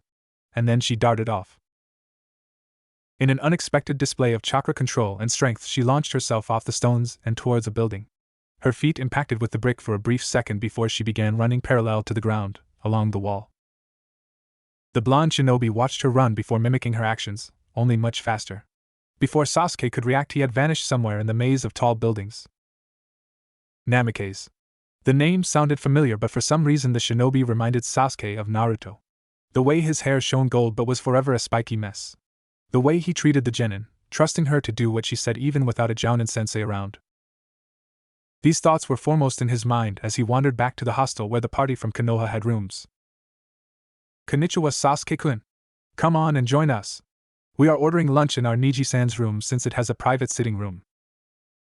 Sasuke winced at the cheerful voice of his once genin teammate but reluctantly followed Sakura to the suite Niji shared with Shino. Sasuke had a double room he shared with Kakashi. Sakura was sharing with Karinai. Sasuke blinked and looked more carefully. Tsunade, the Godame Hokage, was here along with her assistant Shizen, Nara Shikamaru, Yamanaka Inochi and Nara Shikaku. Godame-sama, you are here early. Tsunade eyed the last remaining Uchiha. Given there was no trace of Itachi, only this one could restore the Uchiha clan, but he showed little inclination to do so. Determined to thwart her opponents, she had shot down all attempts at pressuring him into marriage, or at least agreeing to have council-selected surrogates bear Sharingan-wielding children. Yes. I received a report that concerned me. I felt it was best if I came early to prevent any unfortunate misunderstandings. Sasuke eyed the Godame. She looked like a cat toying with its prey. What sort of information? She smiled benignly. Information about an old friend. Deciding it was best to leave it be, Sasuke settled down to serve himself from the group meal ordered by Sakura. Distractedly, he listened to the conversation. The second exam was to locate and retrieve a chakra-tagged scroll within 3 days. All members had to be healthy and mobile when they left the Badlands and reached the examiner's outpost. The catch being there were only 20 scrolls hidden in Kumo's Badlands and 50 teams participating. Even so, there was no guarantee all 20 scrolls would be found, so it was possible that fewer teams than 20 teams could advance to the next exam. Sakura's team had failed in the first day. One of her genins had fallen down a gorge and gotten cut up pretty badly, needing medical assistance. Currently, the injured genin was in Kumo's hospital getting treated, the other 2 genins were resting. Everyone was hoping both of the remaining 2 teams would pass. Sasuke-kun, you look pretty distracted. Sasuke jerked and came to the present. He forced himself to relax. I was thinking. About what? Niji inquired coolly. Sasuke frowned. I met a Kumo shinobi in the streets. He looked like Naruto, but he wasn't. A Kumo genin called him Namikaze. The older shinobis, Shikamaru and Sakura, stiffened. The Godame's eyes sharpened. Are you certain, Sasuke? He was called Namikaze? Sasuke blinked and frowned. Positive. She called him Namikaze-sama. Tsunade began chuckling before laughing softly. He did it. He actually did it. Sakura stared at her old teacher. What do you mean, Godame-sama? Who is this Namikaze? I thought the Yandame Hokage was an orphan with no relatives. Godame-sama, Inochi spoke warily. This is a confidential matter. They have no need to know about Dash.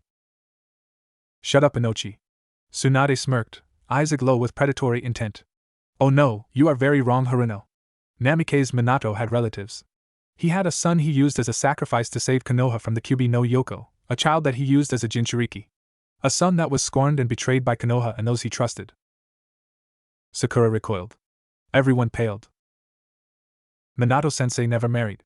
He never had any children. Kakashi spoke slowly. You are incorrect. He married Uzumaki Kushina, a shinobi from Uzi no Kuni who joined Konoha's ranks as an ANBU. They kept their relationship quiet because Minato had many enemies.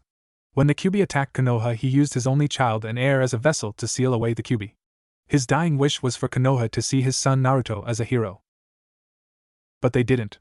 Shikamaru could see it all. They saw him as a monster. As Kyuubi. And they treated him like Suna treated Gara before the Oto Suna invasion. Before he met Naruto and became Kazekage. Tsunade smiled, a slightly warmer expression. Correct, Shikamaru. I don't know what Sarutobi-sensei was smoking, but he fucked up big time. He failed to protect Naruto or honor Minato's last wishes. He allowed the son of our greatest hero to grow up hated and abandoned in an orphanage where he was subject to several assassination attempts by Konoha shinobis and civilians. The younger Jounins paled, their imaginations readily filling the gaps, what was unsaid. I don't know how Naruto survived, how he grew up into such a decent young man, but he did. I guess the little kindness he got from Irika, the ramen stand owners, a few ANBU, Sarutobi had helped keep him sane. She stared at 3 faces in particular. But after being betrayed by the one he called brother, ignored by his own Jounin sensei, used and discarded by his first crush, all these things add up, you know. After the 5th time the council denied his application to write the Jounin exams, he decided to cut his losses. He told me he wanted to leave Konoha, so I let him. I banished him so Konoha's council cannot mark him as a nuke-nin. I wasn't going to force him to stay in a village that hated him. She explained bluntly. If things continued, he would have snapped and gone Gara on all of us or mimicked Itachi, and no one would be able to stop him. He is a Jinchuriki, you know, trained by the Sannin who taught the Yandame Hokage. Naruto took down two S-class Nukanins from Akatsuki all by himself because the ANBU teams I sent to help him took their own sweet time getting there. She glared at Kakashi, who was very pale, his hands clenched and unclenched in an effort to still the tremors. Shino exhaled sharply. It explains so much. Tsunade smiled. Yes, it does. Please, feel free to talk to your parents, your so-called elders, about their actions. Only 2 clans in Konoha supported my requests about Naruto, the Aburames and the Inuzukas. They are the only 2 that have my full confidence. Shino bowed his head. My clan knows what it is like, to be disliked and feared for what we contain, to be seen as freaks. Shikamaru glared at his father. I don't see any logic in your actions and choices. In fact, I think it is completely illogical and fucked up. If all of Konoha is like this, frankly, I think I want to be banished as well. Niji inhaled deeply. As much as I dislike Naruto's choice of new village, I cannot help but agree with Shikamaru. He stared blankly ahead. I told him he could never understand the pain and burden of being cursed by a seal, by destiny or fate, or some power he had no control over. How childish of me. What I've borne is but a fraction of what he's endured. Karinai glanced at her clenched fist. She had not paid much attention to the Jinchuriki, considered him an irritant of no consequence. How wrong she was! Tears spilled as she realized just what Konoha had done. We've driven away the Yandame's son. Yes, you have. Tsunade agreed smugly. And now he has joined Kumo. If we are very lucky, none of us will ever face him on the battlefield because that boy doesn't know how to give up. She glanced at Sasuke, who paled and looked away. Sakura shook her head. We can't just leave it. He doesn't belong here. He belongs in Konoha. Her clenched fist shook. We should dash. She cried out as the Godame backhanded her once apprentice into the outer brick walls of the room, though not hard enough to make a hole through the wall. Sakura choked as Tsunade's strong hands gripped her throat and slammed the pink-haired Kunoichi against the wall. Listen to me, you bitch. Naruto is off limits. I said this to the council, and I say this to you and every Konoha shinobi in Kumo. If I find anyone authorizing missions to involving Naruto, I will execute the one responsible. I do not care if it is a mission to assassinate him or to change his mind about Konoha. Any shinobi involved will not receive any medical treatment from Konoha medics, will be subject to 1 month in ANBU torture and interrogation, have his or her chakra vessel sealed for 2 months, and subject to 6 months of D-class unpaid missions. Repeat offenders will be killed outright or have their vessels sealed permanently, and right now you are tempting me to do just that. I have already enforced this law several times with the full support of the daimyo, so don't push me. The Hokage released the Kunoichi, allowing the younger female to collapse to the floor on her but like a puppet whose strings had just been cut. Then she turned to glare at the wide-eyed audience. Stay away from Naruto. Do not approach him. Do not communicate with him.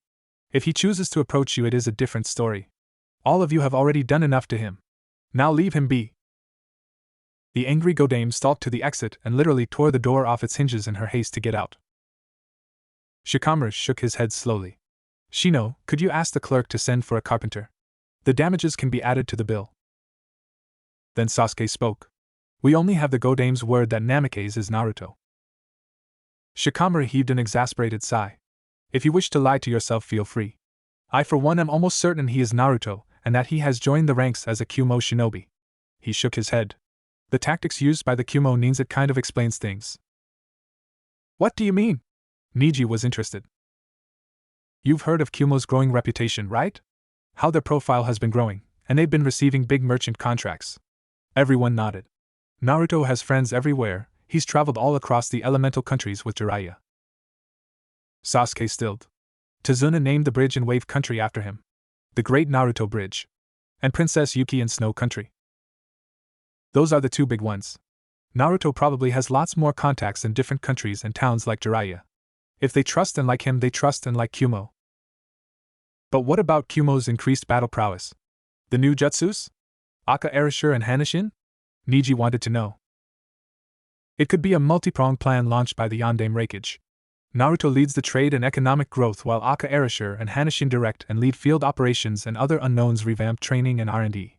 Shikamaru explained. But we cannot do anything about Naruto. Frankly, I'm not interested in having my chakra vessels sealed, so I suggest we concentrate on Aka Erasure and Hanashin. Everyone reluctantly nodded, though several individuals had their own private plans. Oh, discoveries, Uchiha oh. The Konoha contingent was very quiet as they watched the last remaining genins make their way out of the Badlands and to the Examiner's outpost, a baroque-style house where the Jounin senseis and examiners waited. One of those examiners was a pregnant woman who was treated with great deference and respect. She was dressed in a thigh-long sky-blue maternity tunic over navy blue hakamas. Both garments were embroidered with tiny crescent moons and spiral swirls in silver thread. Like quite a few Kumo-nin, she wore black combat boots and carried a naginata slung in a quick-release harness across her back. Her weapon pouches and kits were slung the opposite way across her front and over her belly. She wore her hide wrapped around her left bicep.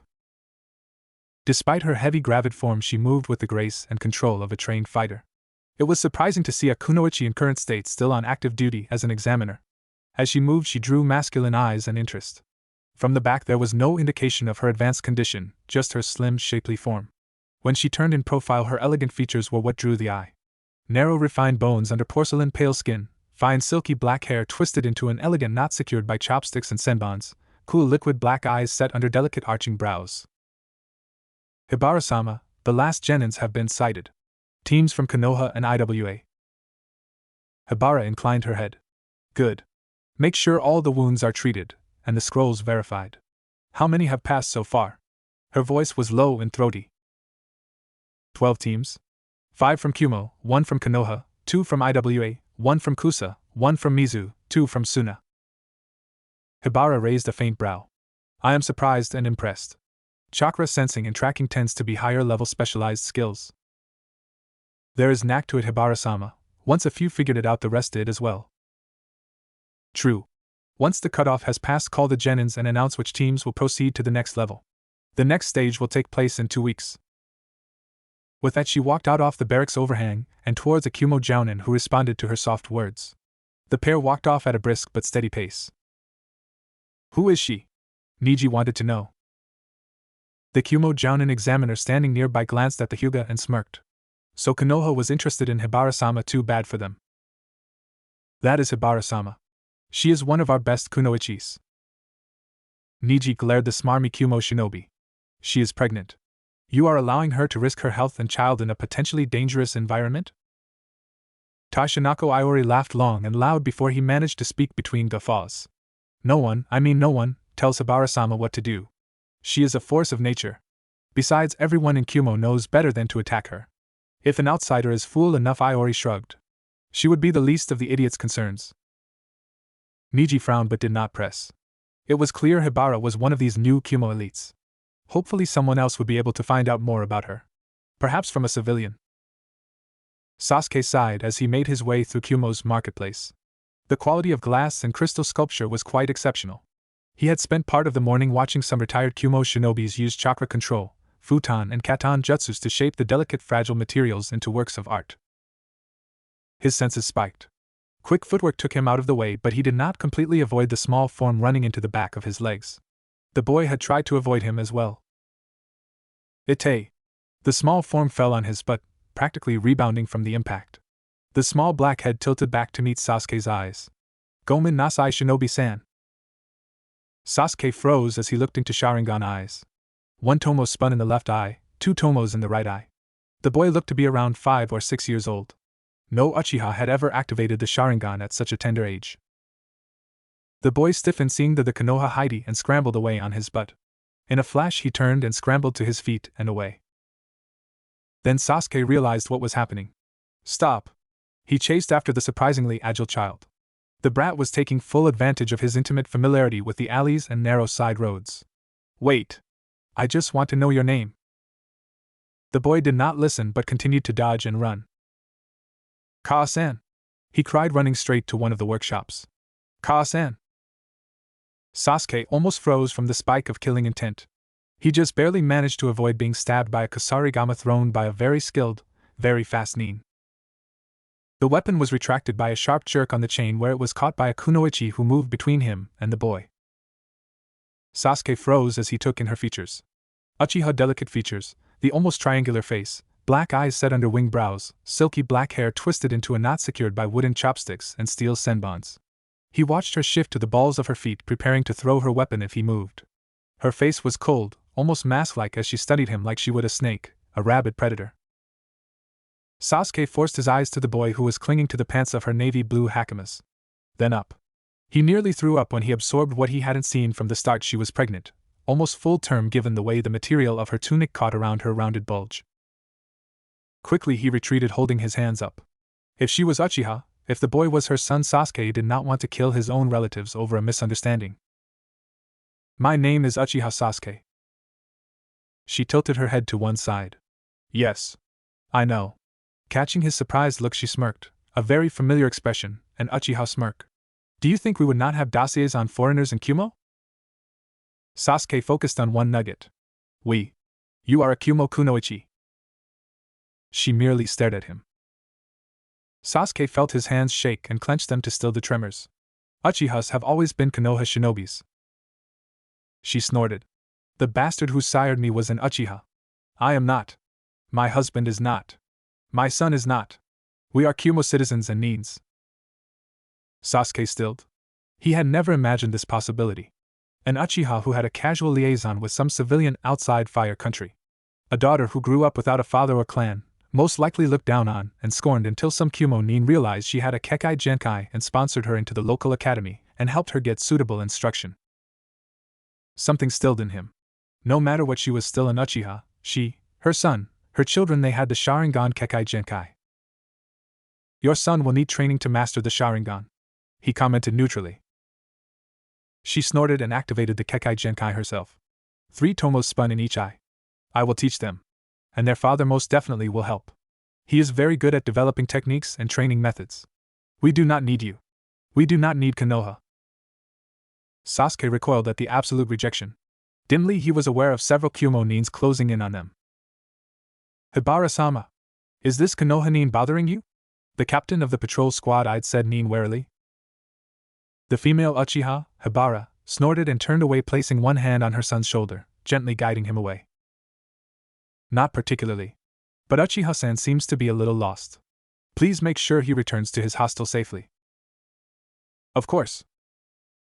Sasuke did not protest. If he started a fight, he and the Konoha group would more than likely be expelled from the Chunin exams. Besides, he had a name. The entire group was frozen, shocked by the time Sasuke finished his report. The Godane was more than a little concerned. An unsanctioned liaison was understandable, but a child that was never taken in, the visible proof that the Sharingan Kekai Genkai was clearly out of Konoha's control, the council would throw a fit. Niji stared intently at Sasuke. You said her name is Hibara? Hi. Niji glanced at Shino. Hibara was the name of the kunoichi who gave orders to the second stage examiners. She was also pregnant and matches your description, though she never activated the Sharingan around us. Niji explained.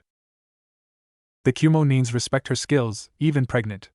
They said anyone who attacked her would regret their foolishness. Shino murmured. Shikamaru frowned as he considered the new information. She is clearly one of these elites, the ones that Kumo has been deploying. He pinched the bridge of his nose. It explains how so many of our shinobis were slaughtered. They were up against a Sharingan mistress who is more than likely a prodigy. Karinai looked at everyone. What are we going to do? We can't just let Kumo have the Sharingan Kekai Genkai. Tsunade laughed abrasively. Let them? They already have it. The only way to stop them is to assassinate Hibara and any children she might have. No! Sasuke's clenched fists hit the low coffee table. I won't let you. His own Sharingan activated and swirled into the Manjikyu. Tsunade met his eyes without any fear. That is what Konoha's council will want.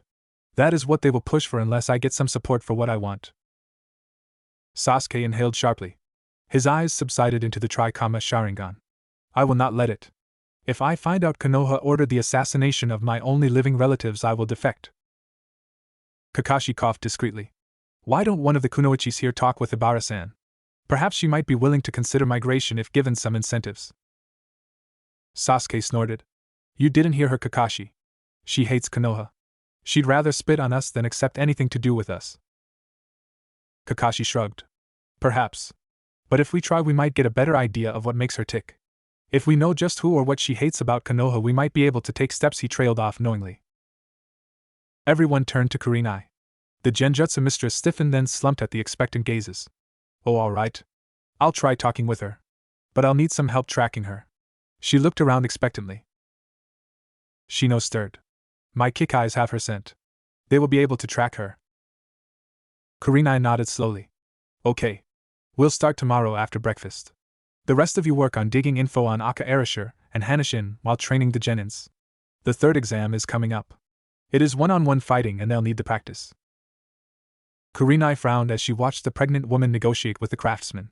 She was clearly commissioning a weapon of sort given the type of products he had on display on the walls and under the glass counters. With studied casualness she strode into the store and studied the kunai on display.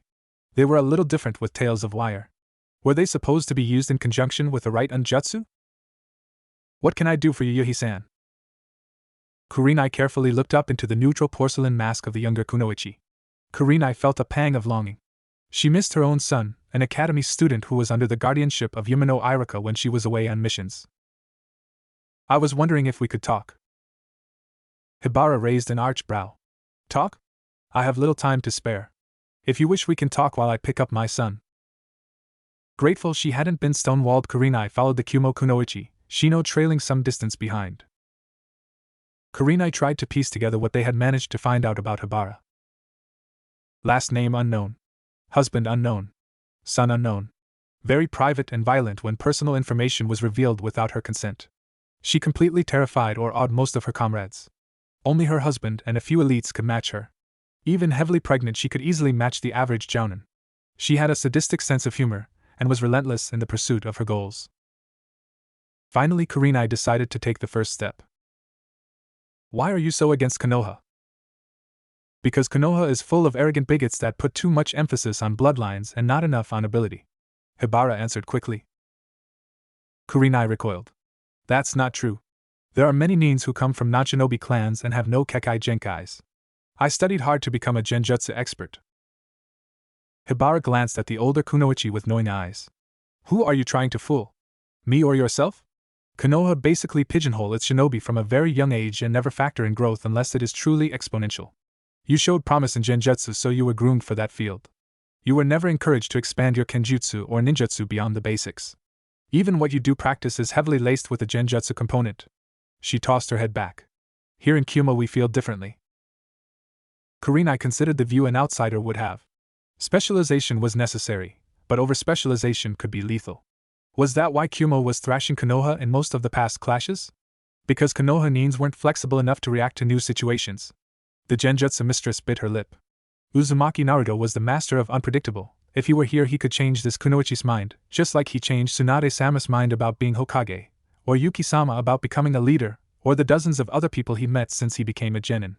But he wasn't, he would never be, because no one had the spine to stand up to the villagers, to defy the council, to support the Hokage. And now they were suffering and it was entirely their own fault. But she had to try. For her village. Carefully she decided to try a different tactic. Hibara-san, I'm not sure if you are aware of the Uchiha massacre. One shinobi was responsible for killing almost every Uchiha in Konoha. He is presumed dead, but you should know S-class nins are very hard to kill. He's already killed all but his brother. If he finds out about you and your children, Karinai trailed off. And was shocked by the amused expression on Hibara's face. If you are talking about Uchiha Itachi, I have no concerns regarding him. We have had encounters and we understand each other. He wished to destroy the Uchiha clan of Konoha, not the Sharingan Kekai Genkai. Hibara explained mildly. Then her expression brightened. We are here. Karinai followed the younger woman through a trade entrance to a crafter's shop. The narrow corridor wound past several furnaces and smiths and into the open air of an enclosed courtyard. In the middle of the courtyard was a massive stone block, a granite boulder created by a Doton Jutsu. Some distance away was an older man, a craftsman from his leather apron. He was kneeling next to a small boy in olive green shorts, black boots and a cream t-shirt decorated by random navy blue spirals and crescent moons. The child was no more than 5, barely old enough to start in the academy, and he was testing the range of the fingerless fighting gloves made of spandex and reinforced by metal mesh. They were a custom job since very few children would require gloves that could take damage and channel chakra. Hibara smiled warmly. Ryuichi, have you tried your new gloves? The sweet chubby face brightened. Hi Ka-san. I think I can do the new technique I was trying to develop with these gloves. Hibara nodded encouragingly. Why don't you show me? Even if it doesn't work, it might give you some new insight. Perhaps Tsusen might have some ideas. Ryuichi nodded determinedly, and closed his eyes. When they opened they were bloody red, Sharingan active with 1 tomo in the left eye and 2 tomos in the right. Karinai watched as the boy turned away to face the boulder. and then he concentrated, holding his hands at his sides, fingers slightly curled into claws. Chakra gathered around each hand, faintly purple energy more concentrated towards the back of each finger than down towards each fingertip. Then the boy slashed, clawed at the air in front of him. 2 blades of purple energy formed and flew towards the boulder, slicing off big chunks where they impacted before dissipating. Karinai gasped. Shino's eyes widened. The craftsman smiled proudly. Hibara frowned, a faint crease marring her brow. The pregnant Kunoichi walked towards her son and placed one hand on his shoulder. Those chakra blades, they are not wind blades. It was a statement. The boy shook his head. It is my power shaped outside me. I got the idea after watching Yujitobie-san practice using Nibi's claws. Hibara chuckled. Do you think it is something others can do? Something you can teach? Ryuichi frowned. I don't know, he confessed. Takeo-san had to make many pairs of gloves for me before we found the design of wire and mesh that worked. It might be different for everyone depending on their affinities and chakra capacities. Hibara nodded. But this is a good start. We will show your father your project. I hope you have been keeping good notes, she added sternly.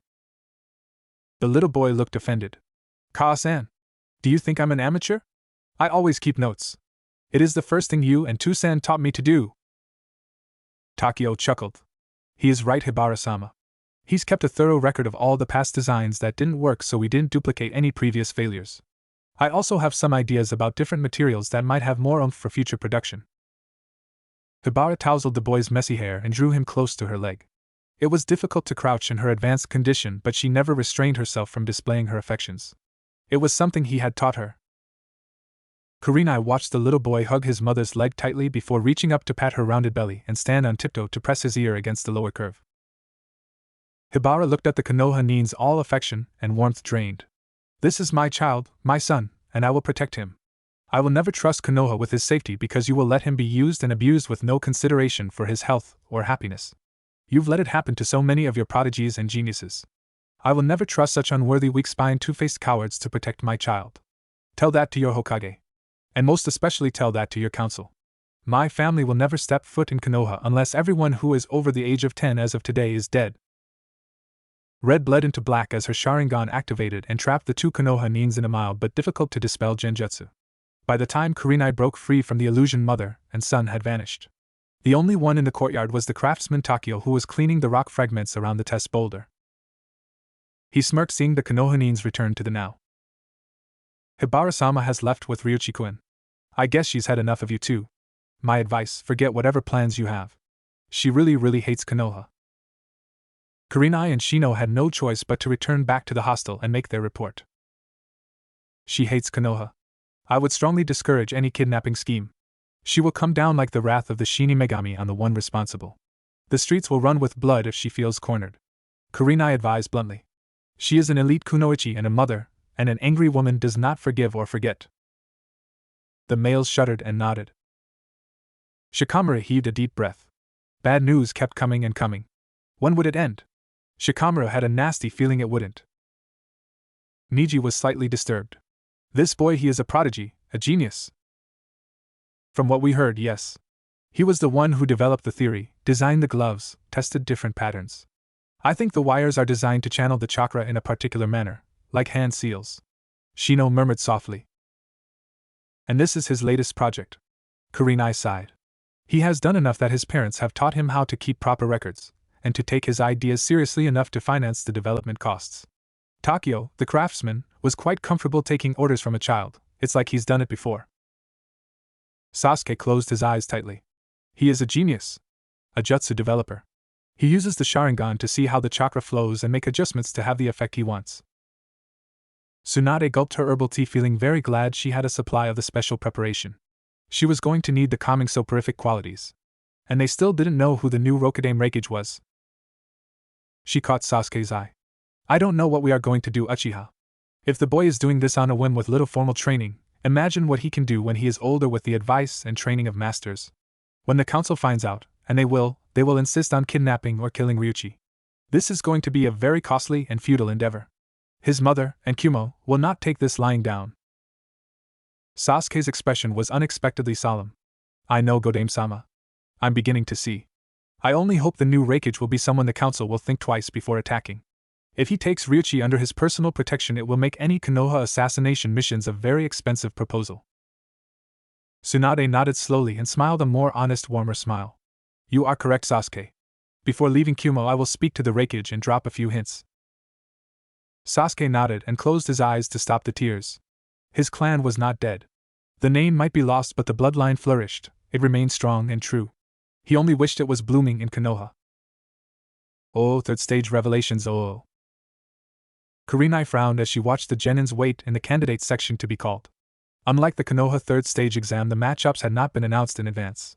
The genins had to be prepared for any opponent. Shino and Niji were down there with all the genins and the other jounin senseis. The Godame was in the special dignitary area with the other kages and daimyos. Karinai looked at Shikamaru, who had just joined the Konoha group. Have you heard anything? Shikamaru shook his head. They're doing small talk. The Raikage is a cagey bastard. He is sitting tight on the information. Probably plans on making a big spectacle. They haven't even announced the matchups. Figured Shizen could keep track of things for the Hokage, so here I am. Have you heard anything? About the elites? Negative head shakes. No one is talking and the civilians do not know the details. It is standard Black Ops practice to keep identities hidden. Shh, Sakura hissed. The Raikage is speaking. Omada Hiroshi couldn't help the gleeful smile splitting his face. Who is this successor you are so pleased about? Moro Shirizako, the Mizukage, voiced the question on everyone's mind. The Yondaime Raikage smirked as he took a special note of Konoha's interest. Oh, I have every right to be happy with my choice of successor, Izako-san. He has a very high profile and skill level. In fact, some would say he outclasses the average Kage. And I would have to agree. Everyone blinked at that claim. Just be a little patient, and you'll see what I mean. Tsunade frowned as she caught the nuances, the smug certainty. This Rokudaime was someone big, someone with impact, but who? Which of the new elites? The Raikage stiffened. The third exam is starting. In the pit below, a door opened to allow a slim blonde man to emerge from the rooms built under the stadium seating. His long legs and slim hips were outlined by the durable material of slightly baggy gray cargo pants that vanished into the standard black combat boots most Kumo elites preferred. He wore a short-sleeved blue t-shirt that outlined the sculpted torso and broad shoulders with the Kumo Heidi around the left beep. Tan-toned arms covered with intricate seals in yellow, lilac, red, blue, and brown from bicep to the backs of his wrists.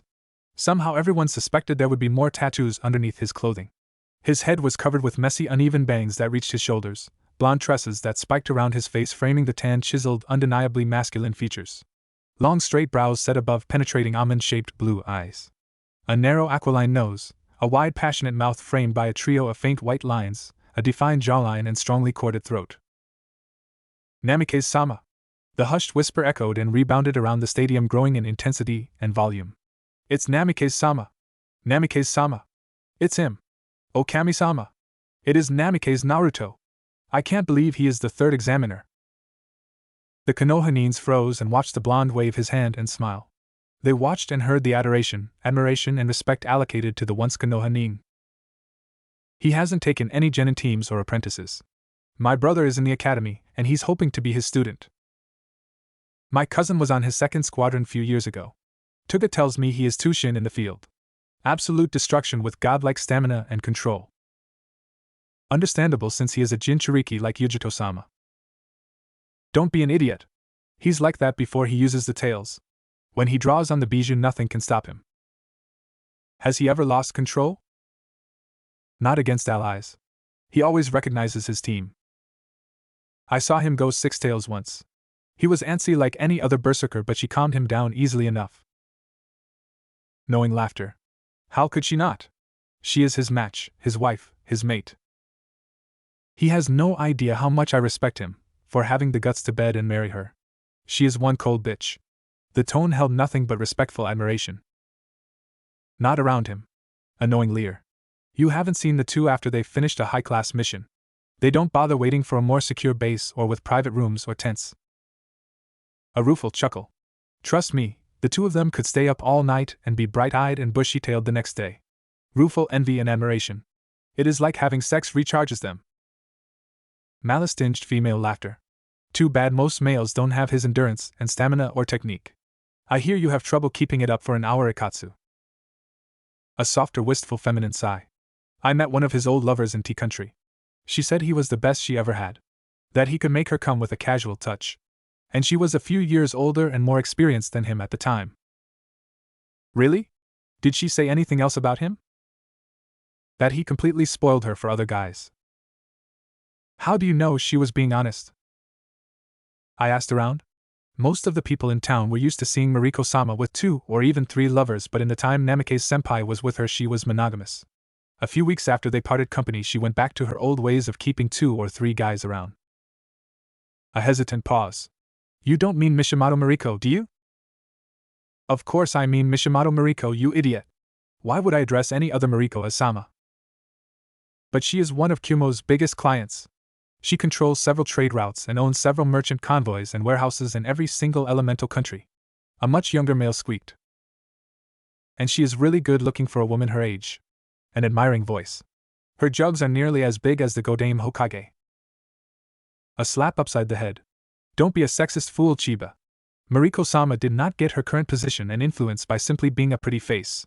She had the drive, the ambition and the resolve to go against much more experienced merchant barons when her husband died and her stepson killed himself in that racing incident. A more thoughtful male voice. She probably taught Namikaze-sama all he knows about bargaining and negotiations. I'm surprised they are still friends. Mariko-sama said she knew whatever they had was only temporary. He made it clear from the start that he had other goals than being a merchant baron and would eventually be moving on. Did she say anything else about him? Just that whichever woman snagged him would be one lucky bitch. A chorus of feminine sighs. Too bad he's completely devoted to her. I don't understand how they got together in the first place, she's so cold. Have you ever seen the two of them together? It is like fire and ice. Naruto smiled as he absorbed the positive energy, the respect and adoration of Kumo, things he had once yearned for from Konoha. Carefully he kept his gaze from the Konoha contingent. He recognized them, but they were his past and of no concern for his future. A quick customized jutsu to amplify his voice and he spoke. Welcome. Welcome to the 3rd stage of Kumo's Chunin exams. I hope all our candidates are rested and ready, but before we proceed to the one-on-one matchups there will be another culling. His warm, soothing voice became firm. Of all the genin teams that passed, only 2 from each team will be allowed to proceed. There was an immediate uproar of protest, but Naruto was quick to counter it. You might protest this. Why allow us to reach this point only to deny us? I will give you the answer. Life is not fair. You will accept missions where you must make a decision. If you are the captain, you will have to choose which of your subordinates to sacrifice so the rest of the team can survive or complete the mission. If you are a Chunin, you might face the most difficult decision of your shinobi career. How willing are you to sacrifice yourself for your village? Are you willing to die? Risk capture or disgrace? Are you willing to pay the price so your team and your village benefits? These are difficult questions, things you must consider, things you will face. Today you are here to display your village's strength before allies, enemies, and potential clients. Future income depends on how impressive a show you make. If you are not certain of your skills, if you know you are the weakest in your team, are you willing to make the sacrifice? To step back and allow your teammates to shine? To get the attention? This is not a life or death match. There will be other Chunin exams, so choose. 1 genin from each team must give up. If the decision is not made in 5 minutes, the whole team is disqualified. Each Kage stared at the young man, the 3rd stage examiner, with new interest. He makes a very good point. Forcing the candidates to face and admit their fears and weaknesses. To pay the price required to climb the ranks. The Mizukage murmured. The Tsukikage stared at the blonde with eyes full of admiration. And the way it was announced. The candidates are completely unprepared. The pressure placed on them will be enormous. They will be admitting their weaknesses before all. And the argument being counterbalanced by the need for personal sacrifice. I know many jounins who have yet to learn that lesson. The Kazekage smirked. Naruto is like that. Full of surprises and unexpected depths. The Kusakage frowned, then glanced at the Hokage and the Tsukikage. Namikaze, any relation? He trailed off delicately, looking pointedly at the Raikage, who smiled. His father. Could have knocked me over with a feather when the boy walked up to me and said he wanted to sign up. The Raikage carefully looked at the Hokage and Fire Country's daimyos. Both were smiling bittersweet smiles. The Hokage stirred, awareness sharpening. Naruto was always like that. Good at surprising people. She latched onto a certain bit of information. He is married? The Raikage nodded. Yes. His wife is a Kumo Kunoichi. The Hokage nodded, slowly taking in the information. Is it possible to meet him? The Raikage smirked. Oh yes. Most definitely. But he will not be available until after the third stage is finished. He is the examiner. Sakura clenched her fist, nearly splintering the wooden rail. What does that baka think he is doing? She snarled. He is testing them. Shikamaru countered mildly as he tapped the ashes off his cigarette. Sacrifices are necessary at times. Isn't it best the candidates find out if they are capable of handling the short end of the stick ahead of time? But you don't abandon your team, Sakura cried out. The Jounin snorted and looked away from the pink-haired medic Ning. All of them were used to taking the more risky missions where sacrifices were sometimes needed. Sometimes it was just a teammate's general well-being, because he got wounded playing bait, but sometimes it was permanent, to delay pursuers. Sasuke stared down at the pit. What have you been doing all this time, though? What have you done to get so much admiration and prestige? Naruto waited and watched as the genin separated into quick huddle sessions. They did not let the shock slow them down too much. Now would they be willing to accept the bitterness? To draw the short stick? They were. One by one, only 2 candidates stepped forward from each team. In most cases it was 2 shinobis, sometimes a kunoichi and a shinobi. Naruto smiled gently and glanced at the side where the assistants were feeding the data into the system that would generate the electronic matchup. He studied each candidate quickly. They were nervous, wondering if they made the right call, but willing to accept the burden. That was a good sign. Congratulations. To those who decided to step back and to those who have stepped forward. You have made a difficult call. It is simply one of many you will have to as you grow older and advance in each of your respective villages. Now each matchup was generated electronically 5 minutes before the duel, so all candidates have to be present at all time.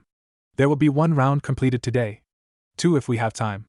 The remaining matches will be fought tomorrow. If you feel you cannot proceed due to injury, you can concede. The rules are simple. Anything goes.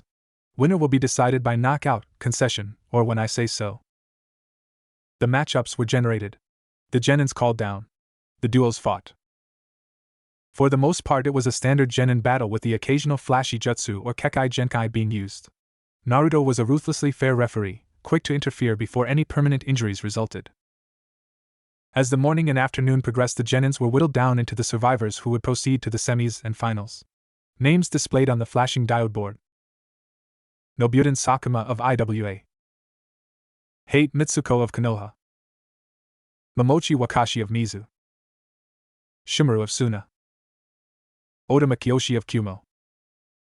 Roshinta Zaraki of Kumo. Mazum Reiko of Kumo. Naruto nodded, satisfied by the names that remained. Tomorrow the semifinals and finals will take place. Candidates who need healing, please proceed to the infirmary. If you have your own medic need, please use their services. And then he vanished in a swirl of air and a column of blue-red sparks. Sasuke glared down at the stadium that was heavily damaged by the matches. Kumo had chosen not to do any repairs other than reinforcing structural damage. The candidates had been forced to use the rubble as part of their tactics, like they would have to in real life. Where did he go? It is of no concern to us. Aburame Shino spoke quietly. Only one of his students reached the semifinals and would be fighting the next day. Besides, we will be seeing him tomorrow. Besides, Mitsuko will be fighting and I want to go over some strategy sessions with her for tomorrow's fights. Oh, Rokudame revealed oh. The next day, the visitors and shinobis and candidates and potential clients assembled in the stadium for the last day of the third stage. While they waited for the examiner, Namake's Naruto, to make an appearance, the Raikage surreptitiously patted the parcel wrapped in brown paper and secured by string that lay on his lap. I will be naming my successor before the matches begin. This is a little gift I've been meaning to give him. I think presenting it to him while announcing his new promotion would make it a memorable reminder. The stadium and the dignitaries waited and watched. At the stroke of 10, the examiner, Namake's Naruto, arrived in a swirl of sparks. The Raikage nodded to the bolt operative who rang the gong for silence. Everyone in the stadium turned to the box where the Kages and daimyos sat. The Raikage waited until he was certain he had their attention before speaking. As most of us know, I am an old man. I took up this position when my successor died. I kept at it because I couldn't find someone I could see as the Rokudame Raikage. That is until now. He has been tested and ratified by his peers and Kumo's council. His candidacy was accepted without hesitation by Lightning Country's daimyo. He is a relative newcomer to Kumo, but what he has accomplished is near miraculous. After several years as a Bolt operative, he is ready to leave field duty behind and accept this new responsibility, to be Raikage. Kumo, I will be stepping down by the end of this week, so I present to you your new Rokudaime Raikage Namikaze Naruto. The stadium erupted into spontaneous cheers and whoops and screams of encouragement and support. Out of the roar emerged the chant. Namikaze! Namikaze! Namikaze! Namikaze! Namikaze! Every single Kage but 3 watched near shell-shocked as the new Rokudaime Raikage, the third stage examiner, bowed and waved his hands, accepted the support and tribute. Hiroshi waited for a slight lull before speaking. Most of you know Naruto as a Jounin comrade, a diplomat with many allies outside our borders, a skilled contract negotiator, a teacher to many aspiring young nins, a counselor to quite a few of our academy students and genins. Now that he has left Bolt, I have no concerns with revealing his other aspects. With those enigmatic words, he tossed the brown paper-wrapped package in an arc across the stadium. The blonde leapt in the air to catch the package. A no-seals wind blade cut the strings, allowing the package to be unwrapped. He pulled out a handful of cream-colored material, dropping the paper and string to the floor. A garment of some kind. And then he laughed long and hard, a joyful sound. He grabbed the material in both hands and swung it to put it on, a coat of some kind. A knee-length sleeveless garment designed to be worn open with no buttons to close it. A strong breeze filled the stadium, causing the materials of the long skirts to billow and ruffle his hair. His very appearance struck a chord in the hearts of those who remembered, those who had met the Yondaime Hokage. It was like seeing Namikaze Minato all over again, like he never died more than 25 years ago. In kanji on the left front panel were the symbols for Rokudaime, and Raikage embroidered in deep purple. On the right front panel were other symbols, a blue crescent moon wrapped around an orange swirl that resembled a whirlpool. Below in black was the silhouette of a 9-tailed fox. And then he turned so everyone in the audience could see the bigger design on his back. Embroidered in crimson silk thread were the symbols for storm. Shikamaru gaped, his cigarette falling from his open mouth. Aka Erasure. Sasuke stared through Sharingan eyes. Envy, jealousy, regret burned his soul. Sakura shook her head. It can't be. It must be some kind of trick. It isn't. Shino countered. His eyes did not move from the spectacle. Inochi turned puce as the full implications of everything hit him. Shikaka popped 2 antacids and took a deep swig from a hip flask before handing it to his old teammate, who downed half of the remainder. A lone tear trailed from Kakashi's uncovered eye. He looks like Minato, doesn't he? Everyone turned to stare at the smirking Gama Sannin, who had somehow snuck up on the Konoha group. What? Did you think I'd miss seeing my second apprentice become a Kage? He smirked even wider and sipped sake from his own hip flask. The Sannin smiled slowly as he settled his eyes on his student, his greatest achievement other than Ika Paradise. The brat was damn troublesome, just like his father, but most definitely worth it. He will make an excellent Raikage since his birth village is filled with bigots, cowards, fools, and incompetents. I'm definitely thinking of settling here on a more permanent basis.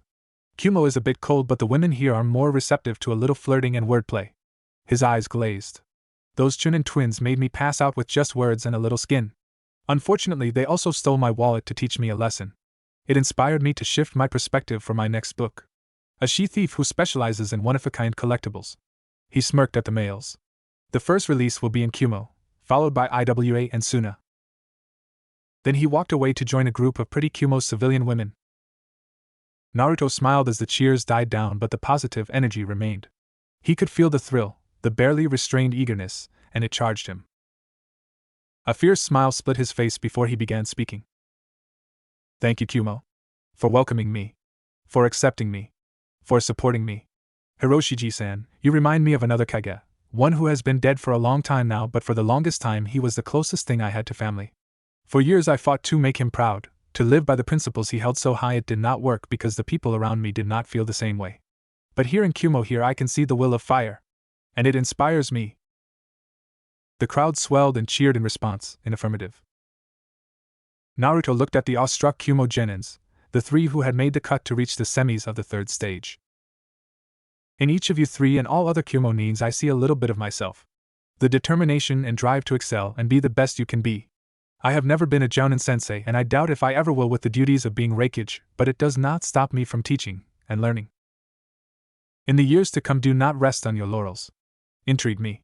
Inspire me. Ah me. If I can see the spark within, I will help you. If you specialize in something I don't, I will find those that can teach you. If Kumo has no specialists, I will look for them among our new allies, Suna and Iwa. If it is truly esoteric and long forgotten, Kumo will support your quest of self-improvement. If you can make a good case, R&D or Bolt will finance your research and travels. I will not let your desire for more to go unfulfilled. Those who want to learn will have avenues that are usually only available to the wealthy or shinobi clans. Hiroshi smiled proudly, puffing on his pipe. Tsunade smiled a bittersweet smile. Naruto wanted to be Hokage so badly. He was the one who convinced me to accept the job, as a fill-in. I truly hoped that one day he would be Rokudaime. I never considered the possibility he would be the Rokudaime Raikage. She chuckled softly. Hiroshi shrugged. Life is like that. Konoha's loss is Kumo's gain. His eyes were steely. We have no plans to invade Konoha, but we will retaliate if attacked. Put a leash on your council, Tsunade. If they go behind your back, we will not be responsible for the inevitable deaths. Naruto is very much his father's son. He will not hesitate to protect his village, which is Kumo. Tsunade nodded slowly. I see your point. I will remind the council the foolishness in attacking a major village allied with 2 other major villages. Gara snorted softly. Get your evacuation plans up to date, Tsunade-san. I can say with almost certainty that some idiot in Konoha will go half-cocked and spark a conflict. Tsunade bit her lip and did not say anything. She had the feeling the Karakage was right. She turned her attention to Naruto, who was still speaking. She could see the charisma he had, the qualities of his father. Minato could make his team follow him into hell. Naruto must have that same knack to have won the love of an entire village and charmed Iwa into signing a treaty negotiated by the son of the man responsible for them losing the Konoha-Iwa war. Naruto smiled softly, seeing the slightly frightened looks of the non-Kumo candidates. He looked up. The sky was cloudy, thunderheads building, traditional Kumo weather. He smiled more encouragingly at them. Tell you what. Since you most likely aren't very good at fighting in this kind of weather, I'll give you a handicap. He grinned at the down faces of the Kumo genins who had clear plans to use the weather. You cannot always expect cloudy weather conditions that best suit your fighting styles, so suck it up, Kyoshi, Zaraki, Reiko. This is the mantra of Bolt: adapt, improvise, overcome. Momochi Wakashi frowned and stared at the examiner, the new Raikage. I don't see what you can do about the weather, Namikaze-sama. No one has enough chakra to move so much air and change weather systems. The examiner just lifted an admonishing finger. But you are mistaken, Momochi-san. You are assuming I will be moving the clouds. I won't. He tilted his head back to stare at the sky, his hands loose at his sides. Then he raised them above his head in a faintly cup-like formation. The yellow, purple, and red tattoos on his arm began to flare and glow and burn almost white. Chakra formed a haze around his frame, concentrated in his hands. And then he spoke the name. Namikaze Hijitsu, Raikage no Suzaku. The blast of raw power left his hand and gained the form of a huge phoenix with wings that trailed fire and lightning. The moment the apparition hit the clouds, it dispelled in a flare of chakra, lightning, fire, and wind that ripped through the clouds, literally vaporizing them. A fine drizzle hit the stadium. The sun shone brightly, creating a rainbow that arched over Kumo. The entire stadium watched this display of casual control and power dumbstruck. Then the examiner smirked at Momochi Wakashi, whose jaw was gaping. Satisfied? The clouds will not reform for at least a few hours. Long enough for the duels to be fought and won. Besides, being from Mizu, you will have an advantage with all the moisture in the air and ground. Wakashi nodded, dumbstruck. The examiner grinned, satisfied with the commotion he had caused. Good. Now I expect a relative of Momochi Zabuza to make a good show. He was one of the first shinobis I fought in battle and one of the few role models I had as a genin. He and his student taught me that being a shinobi requires great sacrifices. He glanced at the spinning display of the electronic matchup. It slowed, then settled to display 2 names. All right, folks. First match, Shikamaru of Suna vs. Roshinta Zachary. Karinai's hands were trembling. She could still feel the aftermath, the chakra burn created by such a large-scale technique. She always had a very good chakra sense, and years studying genjutsu had only refined it. Forcing down the reflexive terror, she looked to her companions. Sasuke? Kakashi? Did you see anything? Sasuke shook his head and deactivated the Sharingan. It was a no-hand seals technique like Rasengan. His chakra seemed oddly concentrated around those tattoos on his arms. It is probably part of the jutsu, Shikaku surmised. I've known ANBU who get a few in jutsu master to seal the skeleton of a favored jutsu, so they don't have to do the complete chain of hand seals and lose time. But I've never seen that technique used for something that is clearly an A or S class ninjutsu. Sakura frowned and looked at Kakashi. You can store a jutsu using Fuin Jutsu? That is one of the pinnacles Fuin Jutsu Sakura, but is a very dangerous and intricate field of study. Many shinobis have died trying to complete their seal mastery. I only know pieces I picked up from my Jounin sensei. Jiraiya is probably Konoha's only living expert, and it is very doubtful he would be willing to study and duplicate such techniques for us. Sasuke nodded sharply. He had first-hand knowledge of just how dangerous Fuin Jutsu could be. His psyche had been twisted and shaped by Orochimaru via the cursed seal.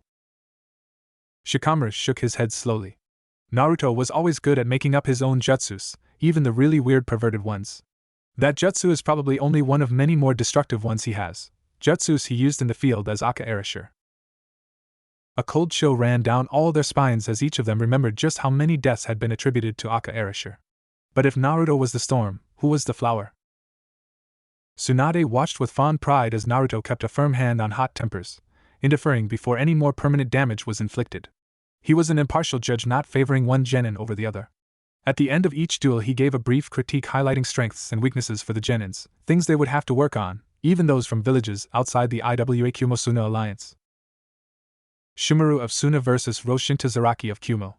Winner Shimaru. Momochi Wakashi of Mizu vs. Odama Kiyoshi of Kumo. Winner Kiyoshi. Then her blood ran cold at the next matchup. Hate Mitsuko of Konoha vs. Noburin Sakuma of IWA. The Konoha Kunoichi was outclassed by the IWA genin given his previous displays of skill and strength. His Kekai Genkai increased his skin density, making it nearly impossible to injure him by an edged weapon, which was her specialty. She glanced at Dakwon looking for some reassurance, and her heart sank.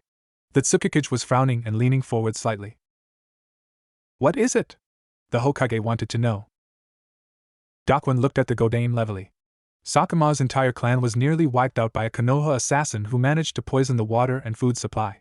More of them died on the front lines against the Yondaime thanks to the idiocy of my predecessor. It has been very difficult for him to adjust. It doesn't help with his still living relatives shaping his opinion and views about vengeance and Konoha. He is one of our best. Rookie of his graduating year. He chose not to advance in the last 2 exams in order to focus on his private training regime. He participates so his teammates could have the chance to advance and then forfeit. Tsunade turned her attention to the pit and prayed she wouldn't have to fight for the life of a Konoha genin in surgery.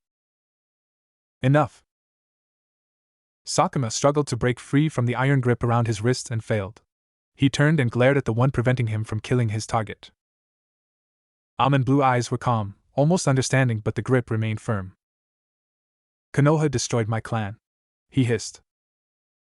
And they destroyed my childhood. The blonde agreed in even tones. They beat and hurt me with words and weapons. I was thrown out of the orphanage for the sin of being a living reminder. Konoha has done terrible things against your village and perhaps your loved ones, but doesn't give you the right to lose control. You are not the only one to survive terrible loss, and Kami knows you won't be the last. As long as there are humans, there will be wars and death and survivors. Blue eyes were glacial, laced with the subtle killing intent of an experienced nin. Sakuma couldn't help but stare and listen to this Jounin, no, this Kage, the son of the man who nearly decimated IWA. They are hypocritical trash, but that doesn't mean you should lower yourself to their level and kill all those you fear and hate.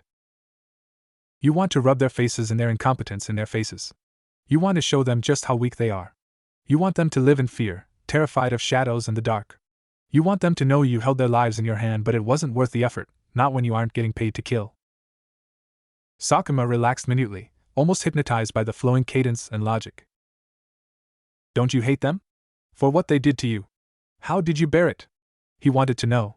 He wanted to know just how this shinobi did it. The blonde smiled gently and released his hold. I had few people I cared for, those who cared for me. They gave me purpose as a child.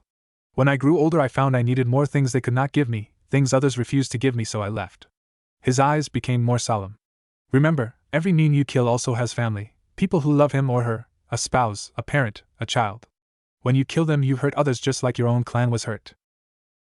Kill, but do it because you need to, not for petty vengeance. Remember, you are a shinobi, not a murderer. We kill only in the line of duty, in defense of our village and kin, not out of some petty destructive emotion like vengeance or hatred that will consume you. You are better than that. Sakuma nodded slowly and blinked back tears as a large hand gripped his shoulder in a display of affection. Shuusha no Burin Sakuma. The large hand patted his back. Get going. Your team and sensei is waiting for you. An encouraging shove sent the IWA genin on his way towards his team and sensei with a fresh new perspective and new idol. Hate, Mitsuko cringed, waiting for the final blow. Her ears were ringing, she was certain she had fractures in her forearms from blocking the impact of the IWA genin's blows. But it never came. She could no longer see the red spots through her eyelids. The sun was blocked. Gingerly she opened her eyes and peered up. A tall blonde kami was standing over her. The light created a halo around the spiky mess of golden hair. The cream coat flapped around his braced legs as he stretched out a hand to her. She blinked slowly. He was beautiful. Blue eyes slanted under straight brows, the narrow straight nose, absolutely masculine features, the intriguing faint white lines around his mouth. He reminded her of someone. "Am I dead?" she asked faintly. He looked amused. "Why do you ask?" "Because I must be in heaven. You look like the Yondaime Hokage." He blinked. "I think you might have a concussion, Hayate-san. Let's get you to the medics." Carefully he helped her to her feet when she stumbled. Her ankle had twisted in the unbalanced fall. He made a sking sound and carefully slipped one arm behind her shoulders and another behind her knees to carry her bridal style, ignoring her protests. "Hush now, Hayate-san. Once the medics agree, you can walk on your own 2 feet. Mitsuko frowned and protested. "I still think I'm in heaven. You look just like the carving of the Yondaime on the Hokage monument." He chuckled, a low rich sound. "That is because he is a relative." Mitsuko blinked. "If he is a relative, then what are you doing in Kumo? You should be in Konoha." He was quiet though he continued to walk. "Why don't you ask your sensei that question, Hayate-san? If he cannot answer, feel free to talk to your parents, any jounin, even the clan heads and the counselors in Konoha." Mitsuko frowned but nodded. A few seconds later they were at the edge of the dueling grounds where Shino-sensei was waiting. Mitsuko did not protest as her sensei took her from the not Yondaime. He had often carried her home after a hard training session. Vaguely she heard the not Yondaime talk to Shino-sensei. Naruto nodded at Shino. He wasn't sure what to say to the Aburame. His clan was one of the few who supported his jounin application, though they had little influence to push it through. "Shino." Shino nodded in response. "Naruto. How is she?" "A mild concussion. She isn't quite certain of her surroundings. She should sleep it off just fine." Shino frowned faintly before speaking. "You left Konoha." Naruto raised a faint ironic brow. "If you were in my shoes, would you have stayed?" "True. I would have smuggled into a merchant caravan to get out of Konoha as soon as I was old enough," Shino admitted. Naruto snorted. "Oh, I tried that often enough, but the ANBU always found me." Both Nin stared at Mitsuko, who stirred in her sensei's arms and blinked slowly. "Shino-sensei?" "Yes, Mitsuko?" "Why is Yondaime-sama's relative not in Konoha?" Shino stiffened and looked at Naruto, who explained. "I think she is a little out of it. She thought she was in heaven and I was the Yondaime." "But you look so much like him," Mitsuko protested. "Just like the pictures." Naruto grinned, a feral expectant expression. "I told her to ask you, and her parents, and any shinobi including the clan elders." With that little bombshell he turned on one foot and strode off, cream coat flapping, the kanji for storm almost afire on his broad back. "Shino, what did he say?" Shino turned to look at Karinai. Sakura was already standing in front of him, quickly running a diagnostic and healing Mitsuko. "He didn't say anything," Shino said finally. "Just that Mitsuko probably has a concussion." He struggled briefly. Mitsuko thought he was the Yondaime. She said he looked so much like the Yondaime, and wanted to know why he wasn't living in Konoha. Naruto told her to ask me, and everyone else in Konoha. The jounins looked at the genin, who was out of it, having been sedated by Sakura. "She is going to want to know," Karinai surmised grimly. "The more we refuse to answer, the more she will want to know. If we lie, the Godain will find out, and she will blow up." Niji shook his head. "There has been enough lies. Too many, in fact. It is time the council and everyone responsible admit their sins and make reparations." Shikamaru sighed. "Why don't we just table this for now? There are still 2 more matches to watch." "Oh, past meets present 100. Naruto grinned. He was practically bouncing on his feet. The 3rd stage was done. Officially the winner was Kyoshi, but there had been very little leeway. It could have just as easily gone to Sakuma.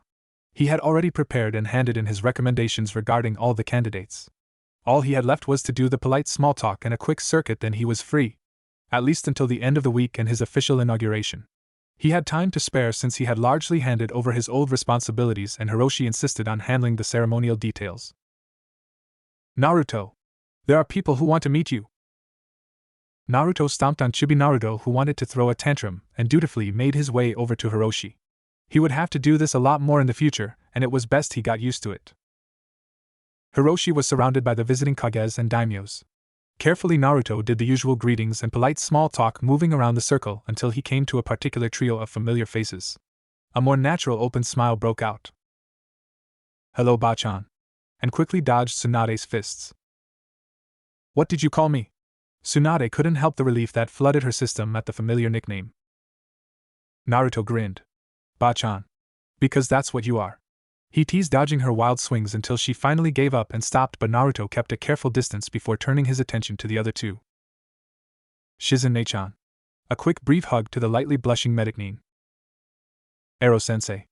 A more taunting greeting for Jiraiya. "You are never going to stop calling me that, are you?" It was more of a statement from the exasperated Gama-sanin. Naruto considered the words and smiled cheerfully. "Nope. You'll always be Ero-sensei. Or Ero-senin. Or dash. Just stop it, Gaki. When you stop your research," Naruto countered. "Which will be never, since you have no self-control." He grinned at all the Kages. "If you aren't very familiar, Jiraiya writes a particular series of popular literature. If any of you are Ika fans, get him to autograph your copies."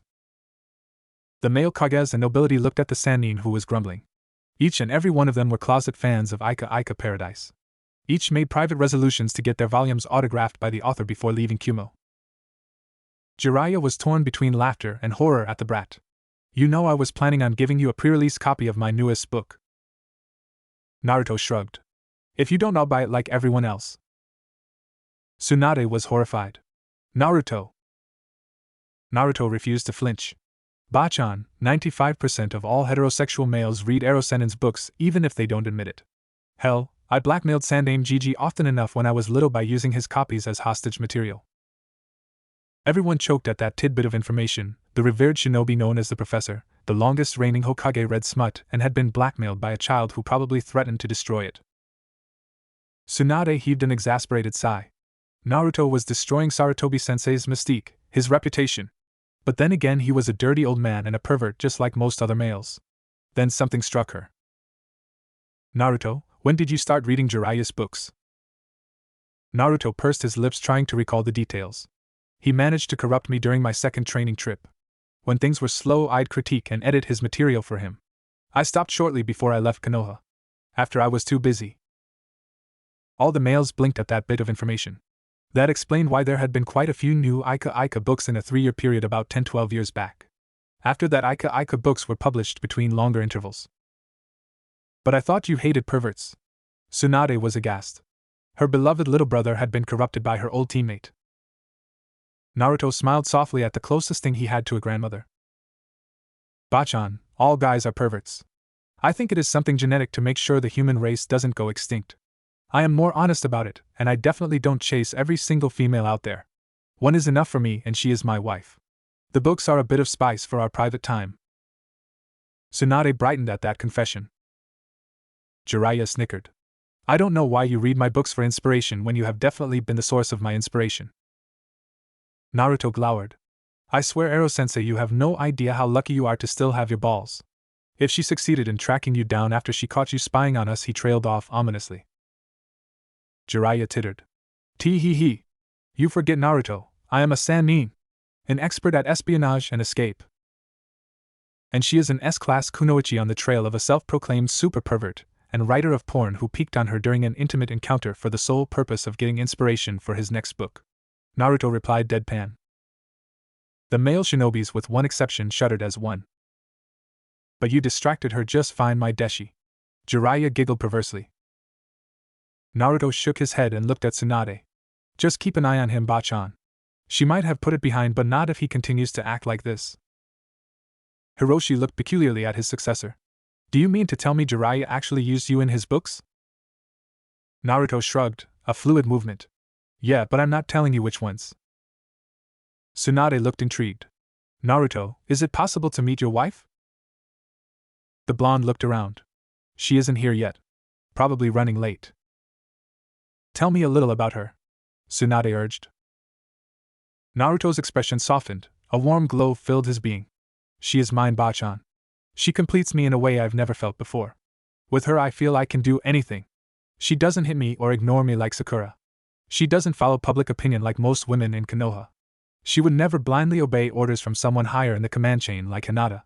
She is iron-willed enough to create and follow her own path. She is strong, in heart, mind, body, and soul. With her by my side I know I can do anything. And you have. Hiroshi chuckled softly. He caught Tsunade's eye. His wife is also his old field partner. Understanding dawned. Hanashin. Hiroshi hummed his assent. Aka Erasure and Hanashin. Hammer and scalpel. Power and elegance. The perfect team. On and off the field. The Mizukage looked intrigued. Is it possible to meet her? Naruto's head perked. She'll be here in 15 minutes. He smiled at Hiroshi.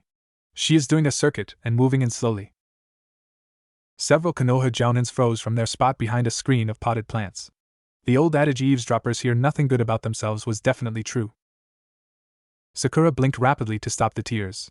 She could not shout and say it was a lie because it was true. She hit and yelled at Naruto practically every day during their years as genin teammates, and even after.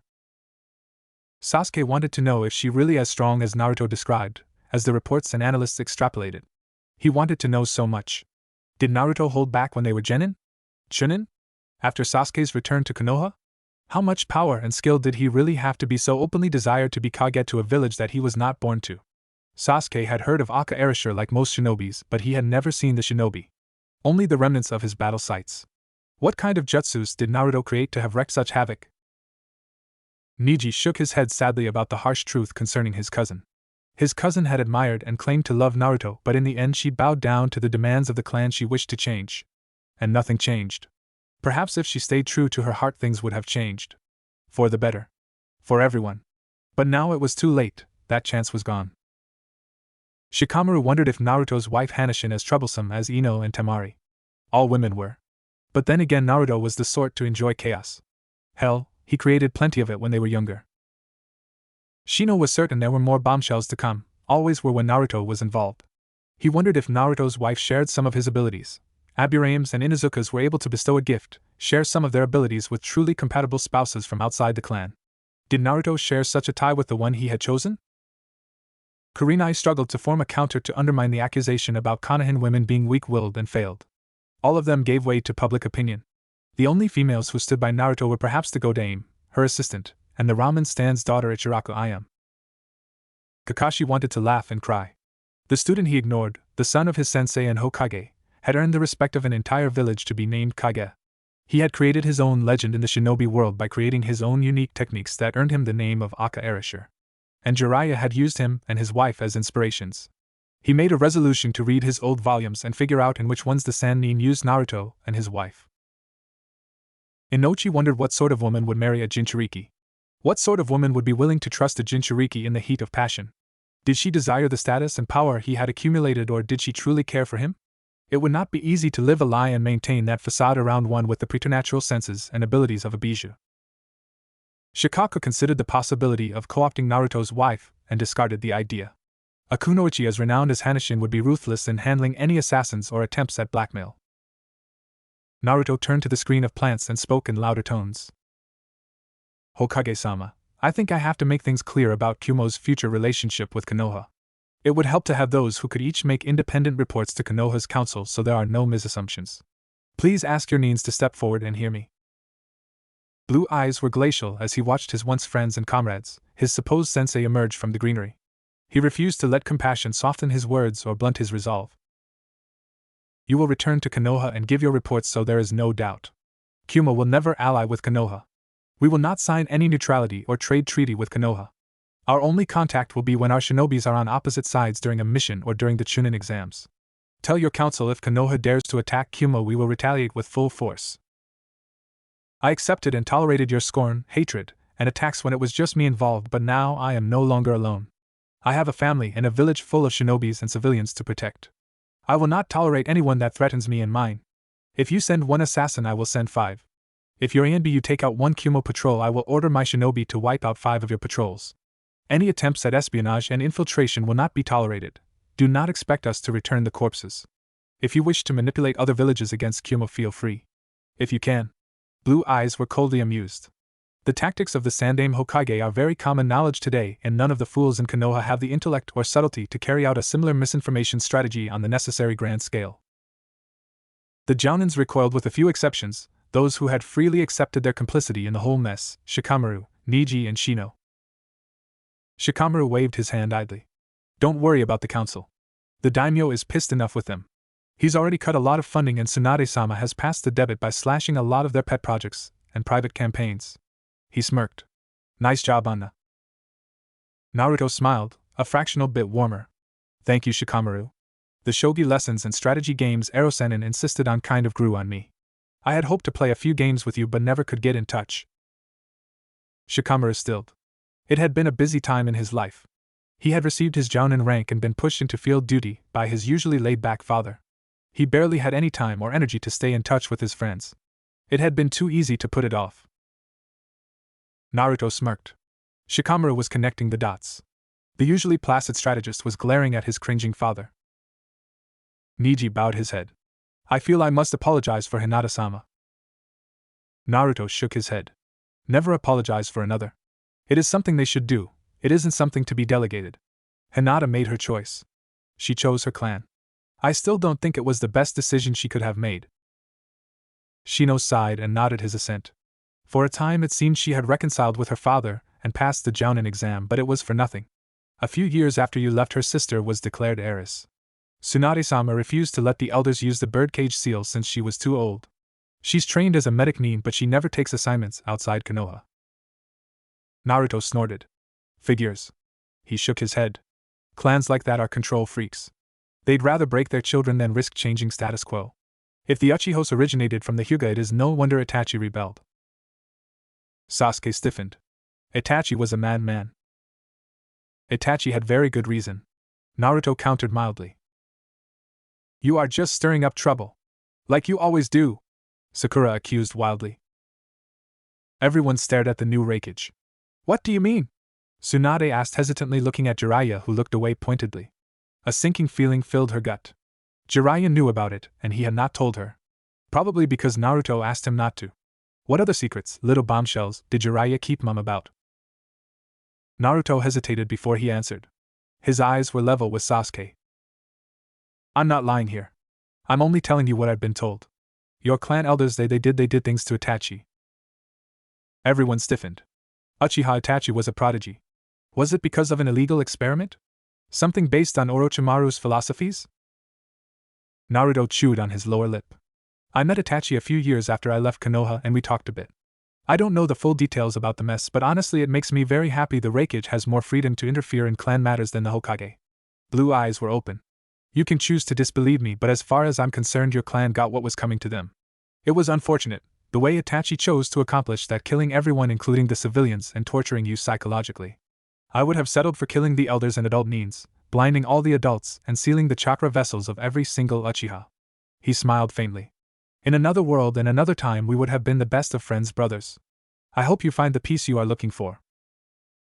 Tsunade frowned. Can you give us any details, Naruto? Naruto snorted. If you want proof, go digging for it yourself. There should be records in the Uchiha district and the ANBU archives. What Itachi told me was strictly in confidence, and I will not betray that trust. You are not my Kage and I owe you nothing. Tsunade stilled her recoil and nodded. What he said was the honest truth. Naruto closed his eyes briefly. If you find out what I'm talking about, feel free to visit Kumo. Depending on my mood, we may or may not talk. Then he turned to his old jounin sensei. Kakashi, I have nothing to say to you. You are less than scum to me. He snorted. See underneath the underneath, never abandon your comrades, too bad you never follow your own advice. The copy-nin took the verbal blows stoically. It was what he deserved. He had betrayed his teacher, his own ideals, his students. Naruto glanced at Sakura, feeling completely indifferent towards the pink-haired kunoichi. It was hard to believe once upon a time he had been so desperately in love with her. His head tilted to one side as he studied the fidgeting kunoichi. Hirono Sakura, I have no idea what I ever saw in you. I'd say you are a bitch, but you don't even have a bitch's loyalty. Except when it concerns your beloved Sasuke-kun. He mimed in a high-pitched falsetto. He ignored her flinch and fresh tears and Karinai's stilted motion to comfort the younger woman. You know what? You should apply for a seat on Konoha's council, because you are definitely a parasitic leech like the rest of them. He turned to Shino and smiled more warmly. Do you know what you are going to tell your student? Shino sighed. Everything. The more the council lies and tries to hide the truth, the more evident it will be. If things are to change, it will start with the young ones. Naruto chuckled. Oh yeah? Talk to Konohamaru and his crew. He is young and a bit hot-headed, but last I heard from him it looked like he was developing the same strategic mindsets like his uncle and grandfather.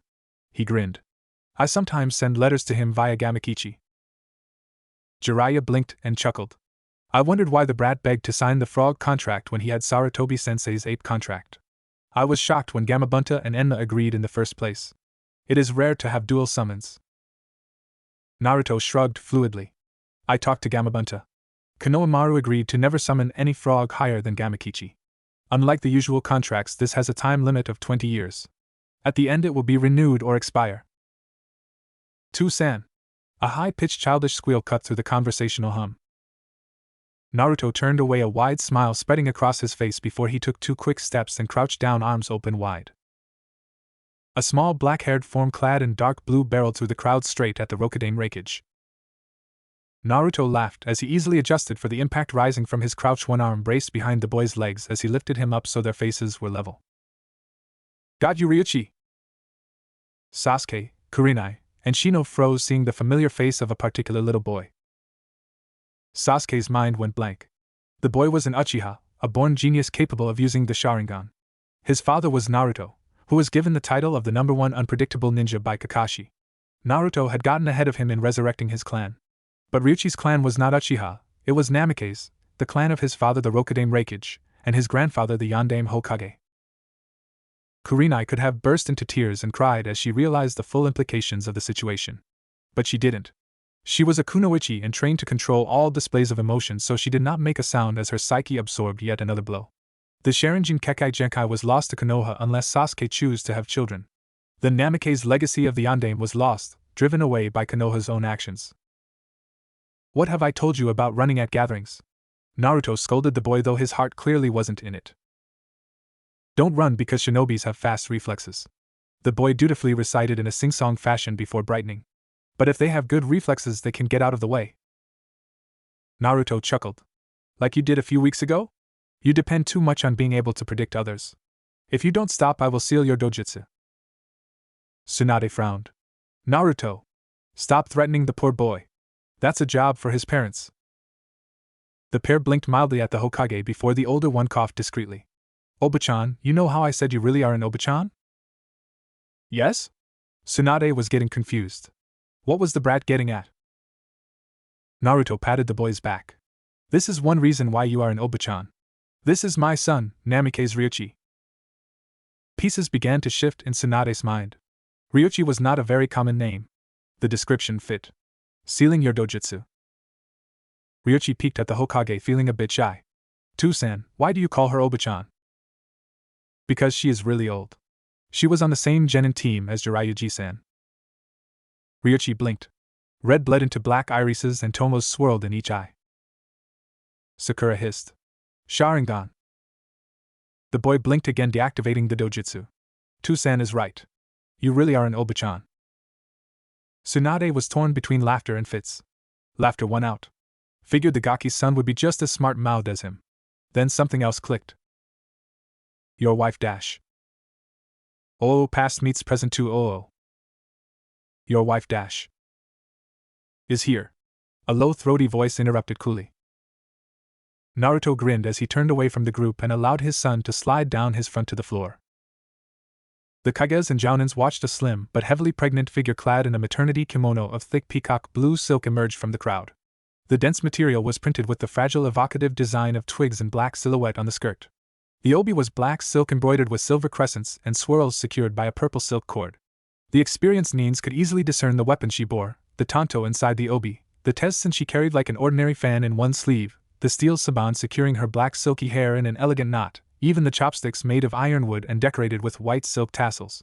The jarring notes in the traditional image were the soft leather slippers secured by ribbons instead of the usual geta.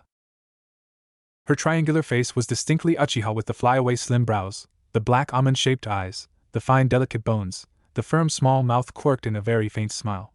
She wore a mask-like expression of faint disdain. Before their eyes the mask softened, the icy sheen melted, the stony eyes became faintly liquid with emotion. Anada. The word held so much emotion, veiled promises, whispered secrets. Barakoi. She moved until she was standing before him, but she made no attempt to reach out and touch him. Until he moved first. One large tan hand cupped the smooth cheek and pointed chin, gently tilting her face before he bent to touch her lips with his. The almost chaste touch rapidly heated before the gawking audience. In a much practiced maneuver the couple shifted so Naruto was at her side, one cupped hand angling her face, the other free right arm around her back and resting on her expanded waist. Her left arm was wrapped around his neck, slender fingers clenched in blonde tresses at the back of his head, occasionally sliding down to run her nails down his scalp then back up. Her right hand had a tight grip on his hand resting on her waist, guiding his faintly glowing hand over her belly. Tsunade gawped. The couple had been kissing for 30 seconds, a minute, 2 minutes. How long could they keep that up without breaking to breathe? The longest I've seen is 15 minutes. Jiraiya leered, making notes in his ever-present notebook. Naruto definitely has the magic touch. He can make all his lovers come by a simple caress, by stimulating their chakra and nervous systems. A blend of genjutsu and ninjutsu that would be classified as aijutsu, perfect for seduction and infiltration. He can make any female and even a few males spill their guts after just a few touches. Tsunade blinked, then noticed something else. His hand, it is glowing purple.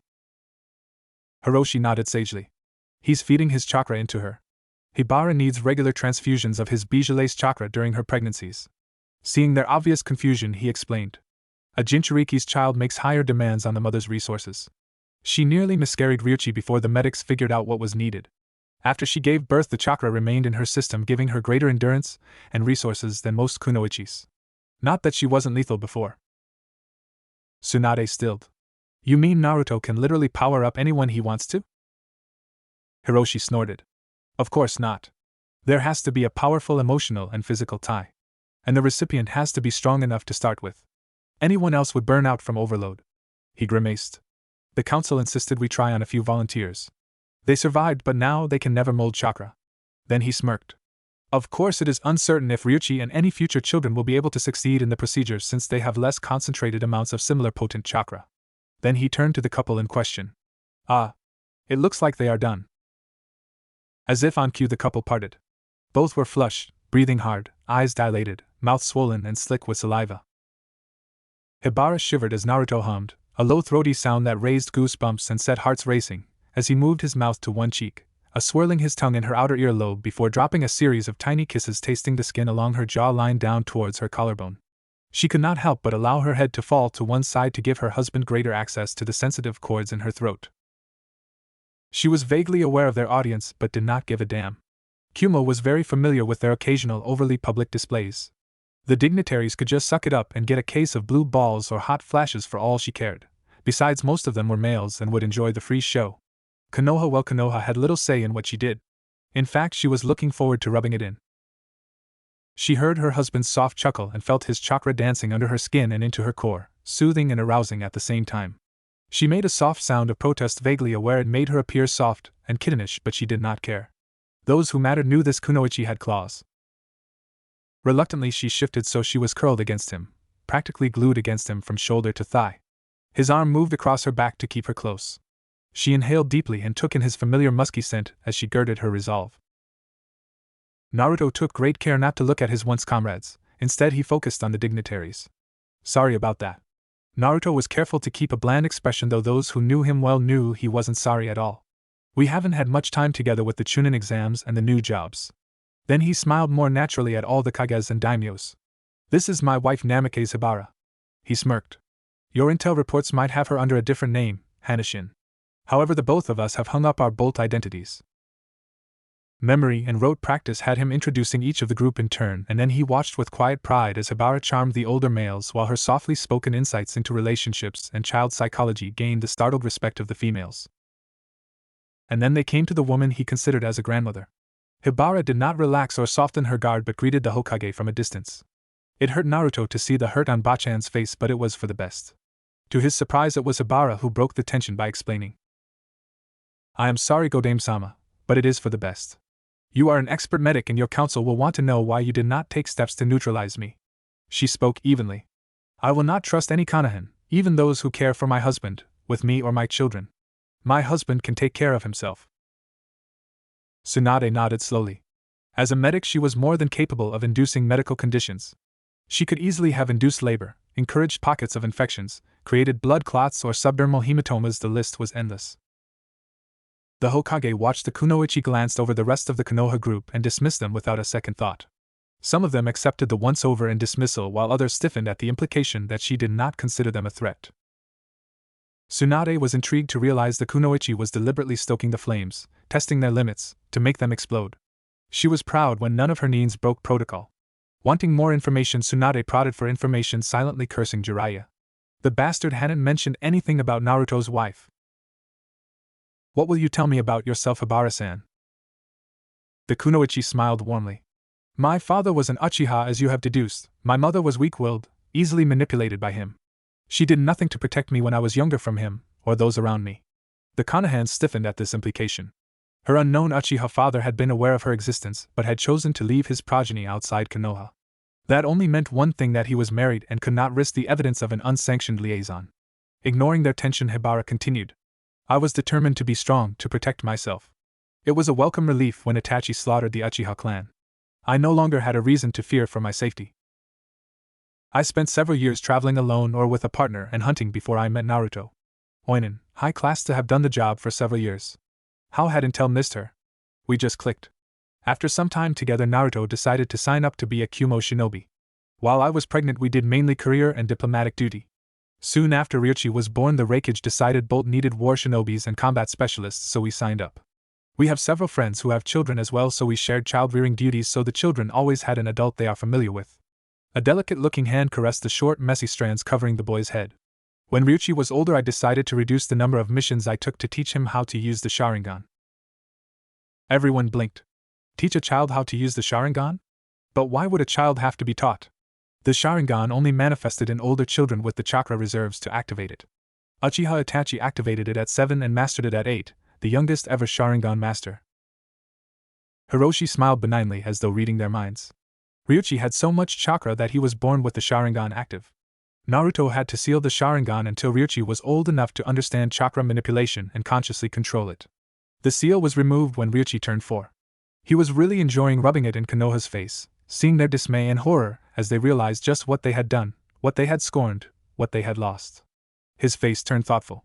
For a while I was curious to know if Naruto could boost other Kekai Genkais and Dojutsus. But he is married and refuses to have children with anyone other than Hibara. Naruto snorted. 2 right there, GG. If you are interested in any experiments, good luck trying to play matchmaker with my children. Hibara smacked her husband's bicep lightly and glared at the elderly Raikage. Hiroshi-sama, don't you dare set up any betrothals for my son. He is not even a genin. Hiroshi winced. Only because you refused to let him write the academy exam. Exactly. Hibara glared. I don't want him to be a genin. Not until he is at least 8. Until then he can study at home. She glanced at Jiraiya. The old pervert is somewhat of a decent teacher since he taught both Naruto and his father. It is his unfortunate choice of other activities that concerns me. Jiraiya winced and clutched at the material over his heart. Oh. You wound me, Hibara-sama. Hibara snorted, a rude sound coming from the very refined-seeming Kunoichi. I see no wounds, but I would be more than happy to give you a few, Jiraiya. She touched her hair briefly and flicked her wrist. The Sannin yelped and twisted into a weird contortion to avoid the impact of several senbons. All right. I'll do my research outside the compound. Tsunade couldn't help smiling at the way the younger woman had handled her old teammate. It was a tragedy, but then again, if she had been brought in, she most likely would have been killed like every other Uchiha by Itachi. Naruto smiled, pleased by the ties of respect and affection between his precious people. He didn't expect Hibara to ever trust Shizune or Tsunade, though. It had taken her months to reach this point of comfortable familiarity and trust with Jiraiya, and it was only because the Gamma Sannin had made it very clear with his actions and words that he held his students higher over his old village, the one that disrespected their sacrifices and accomplishments. The warmth faded as he turned to his once comrades and spoke the final words. Tell Konoha's council what you have seen and heard. What conclusions they care to draw, I do not care. As far as I'm concerned, they are all blind fools and cowards. He glanced at Nara Shikaku and Yamanaka Inochi. I cannot understand how you two of all people just stood by and did nothing. Yamanaka-san, you are supposed to be a psychological expert given your clan jutsus. What were you thinking by not interfering? And Nara-san, where is the logic in practically giving one of your own shinobis every reason to be bitter and resentful of his ill treatment? You are simply creating a lesser Orochimaru with more justification for his hatred. Naruto shook his head. What you choose to do in the future is your choice. Konoha is no concern of mine. And with that he said his polite farewells to the dignitaries and Kages. It has been an intense month and I wish to spend some time with my family. The Konoha envoy watched the trio meander through the crowd and towards the exit. Occasionally they were stopped by Kumo-Nins and civilians. Every time the couple responded to the greetings and inquiries before moving on. Namikaze Minato had been like that. Willing to listen to the most insignificant voice because to him everyone was important. Always willing to forgive. Naruto was very much like that. Perhaps he will never come back. Shikamaru shattered the daydreams of the older Jounins. Not when he has respect and friends, an entire village that loves him, the title of Kage. There is nothing but bitter memories and hatred in Konoha. For the both of them. Sakura cried silently. For once the inner Sakura had nothing positive to say, no loud encouraging words or plans of actions. Sasuke was quiet. Was Naruto right? Had the clan elders experimented on Itachi? Like Orochimaru experimented on him and other Otonins? He made a silent resolution to find those records Naruto talked about. He was certain the Godame would give him access to the ANBU archives as well. A cold glint shone in black eyes. If Konoha had known all along if they had remained silent, while his beloved elder brother had suffered if they deliberately did nothing to help Itachi and hid all the facts, Sasuke wasn't certain of what he would do, but he was absolutely certain the Godame would give him complete free rein in order to ensure the guilty were punished in the most painful of ways. Oh, calling down the storm, oh. Tsunade sighed as she diligently worked through her paperwork. In the weeks since their return to Konoha, things had been dangerously quiet. The council had said nothing after listening to each and every shinobi's perspective and all the facts. Tsunade had set Sasuke, Shikamaru and Neji to going through the Uchiha district and ANBU archives looking for the evidence Naruto alluded to. So far absolute proof eluded them, but there were references made to Itachi throughout his career as a shinobi, records maintained by medic Nins known to take orders from Danzu, records that could not have been kept without the complicity of several parties. Tsunade-sama? The Godame lifted her head from her paperwork and eyed Irika. He had taken Naruto's absence very badly, blaming himself for not noticing how much the teen had been hurting. In reaction, he cut himself off from the academy where there were too many painful memories. In recent years, Irika had become nearly as indispensable to her as Shizen when it came to paperwork and bureaucrats. What is it, Irika? Irika scowled. There was an addendum to the council meeting agenda. Hibako Setsuna wishes to consider the possibility of invading Kumo. Tsunade snorted. Ignore the little pissant. The daimyo himself specifically forbade Konoha from declaring war on Kumo. In his exact words, if you are fool enough to go up against Namikaze Naruto, I will stand back and watch him slaughter you, and I will not send a single raya for the rebuilding even if 80% of Konoha starves and dies from exposure. And frankly, I agree with him. In fact, as far as I'm concerned, the first to not get rations will be the families of the idiots who instigates the mess. She grinned with savage satisfaction. They tormented a boy for what his father did to save them, so I feel completely justified in starving their own flesh and blood for their own foolishness. Irika opened his mouth to protest and then shut it. He too had become jaded with Konoha. He had seen too much, heard too much. His idealism had cracked. He could very easily understand why Tsunade had left. Konoha had been so reluctant to become Hokage, why Jiraiya left and refused to return despite the council's threats. So far he had not been marked as a nuke nin, but from the looks of things it would only be a matter of time. And when that happened, Kumo would welcome into their ranks the Gama Sannin, sensei of their Rokudane, instructor of his son and heir. A faint smile curved his lips. If Ryuchi was anything like his father, Irika wondered if the Gama Sannin would survive teaching the third generation of Namikaze Nins. Tsunade-sama. Both Nins looked up at Reidu, the Godame's liaison with ANBU Intel operations. Ibiki has noticed something. What? Reidu bit his lip and decided it would be best to just blurt it out. Several Konoha shinobi have requested downtime. It is understandable given the reduced number of missions and the tensions with Kumo. Ibiki has found evidence that the shinobis have formed an unauthorized assault mission on Kumo. For what target exactly Ibiki is unsure of. The heavy dents would splintered under the Godame's clenching fingers. I want an investigation and any hypothesis. Get Uchiha Sasuke, Nara Shikamaru, and Hyuga Niji on this immediately. They have my permission to break every single law as long as they produce results. I will declare martial law if I have to. The two Chunin stared at the Godame and nodded before running off, to get the Jounins in question, to get out of range when she really blew. Tsunade stared at the group of young Nins before her. It had expanded from just 3 to a sizable task force. Uchiha Sasuke, Nara Shikamaru, Hyuga Niji, Hibashi Tenten, Yamanaka Ino, Akimichi Tsuji, Sarutobi Konohamaru, Mayuji Udan, Kimachi Moegi, Marino Ibiki, Hataki Kakashi, Harino Sakura, Hyuga Hinata. The last 3 had insisted on joining when they caught wind of what was going down and surprisingly had shown positive initiative. Give me your report, she ordered. Details can wait, but I need to know if Kumo is going to be attacking Konoha.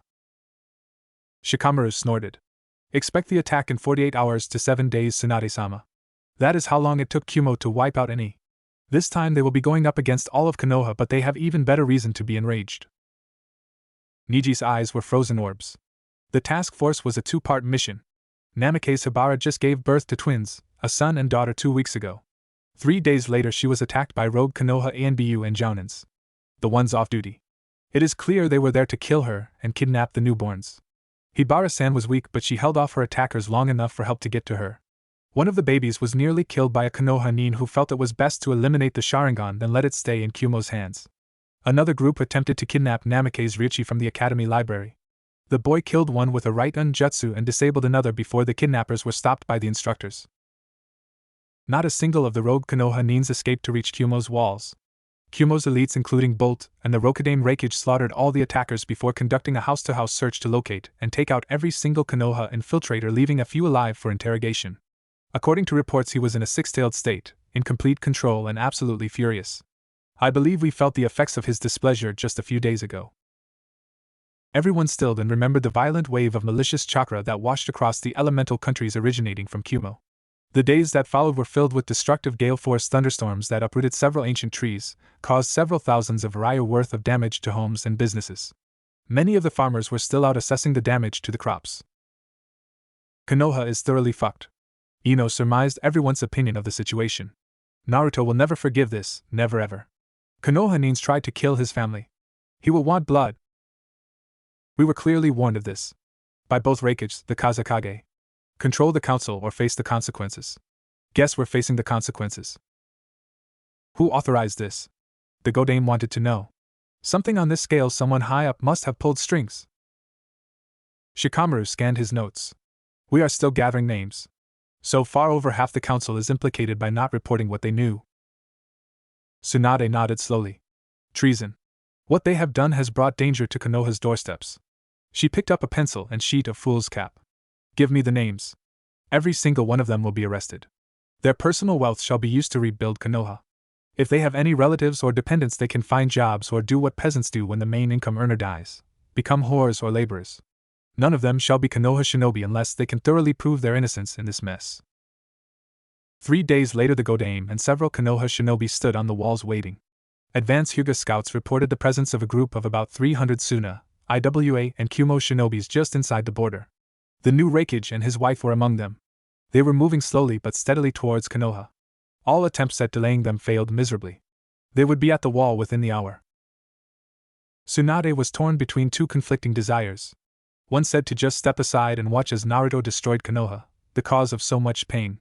The other insisted she was the Hokage no matter how much she hated it, and she owed it to her lineage to defend her village. Niji was the first to spot the war party. They are here. He was proud of how steady his voice was. Niji knew he was one of the best Konoha nins. And he also knew he was thoroughly outclassed besides Namake's Naruto. This was the one who managed to defeat him as an ill-trained loudmouth genin. We cannot attack. Shikamaru spoke out loud. There might be less than 200 Kumo nins out there, but their abilities and tactics are nearly unknown to us. All we know is they tend to be massively destructive. And worse, they probably have shared techniques with their allies, Iwa and Suna. And Naruto will not let this go. Iruka murmured. He had no real abilities to match one of the new Kumo elites in the upcoming fight. He always fought best to protect those he cares about. Right now Konoha is a threat to his precious ones, That is exactly why I am going to hand over every single one of those treasonous bastards that have been enjoying Ibiki's hospitality," Tsunade announced grimly. There were a few grim smiles of support, and winces from those torn. None of them noticed a young Chunin walk up to join the Jounins. "Tsunade-sama, there is something else I just discovered in the private records of one of the council members in Ibiki's custody," Moegi announced softly. She was one of the many trusted Chunins and kunoichis put in charge of going through the reams of scrolls and files confiscated. She snuck a peek at Sasuke, who was using his Sharingan to track the Kumo group. "It has to do with Uchiha Itachi." Sasuke stiffened and turned to the young Chunin. "What?" Moegi forced her spine to stiffen. "It is very personal." Sasuke closed his eyes briefly. His younger self would have demanded to know everything. His older and wiser self was more wary. "Does it have any impact on the current situation?" Moegi nodded. "Hi. You might want some emotional support. It is ugly." Sasuke glanced at Shikamaru. The Nara had become a friend. He was more flexible in his views and didn't judge blindly. He could also be trusted to hold his tongue. "I want Shikamaru to know." The Godame, Shikamaru, Sasuke, and Moegi retreated to one of the guard station barracks where Sasuke set up a privacy barrier using a sound block barrier jutsu he learnt in Odo Kagure.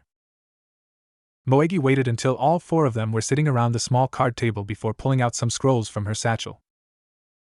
"These are copies, summaries of what I discovered. The originals are still in safekeeping. I'll summarize things for you." She took a deep breath before looking Sasuke in the eye. "Uchiha Itachi never existed." Sasuke frowned. "What the hell do you mean, Moegi? Of course he existed." Moegi glanced at the Godame for courage before explaining. "Uchiha Mikoto and Uchiha Fugate were expecting a child about 32 years ago. She gave birth to a daughter, not the expected Uchiha heir." Sasuke froze. "Then where did Itachi come from? Where did my sister go?" A sick feeling knotted his belly as understanding dawned. "She is Hibara, isn't she?" It was a statement, not a question.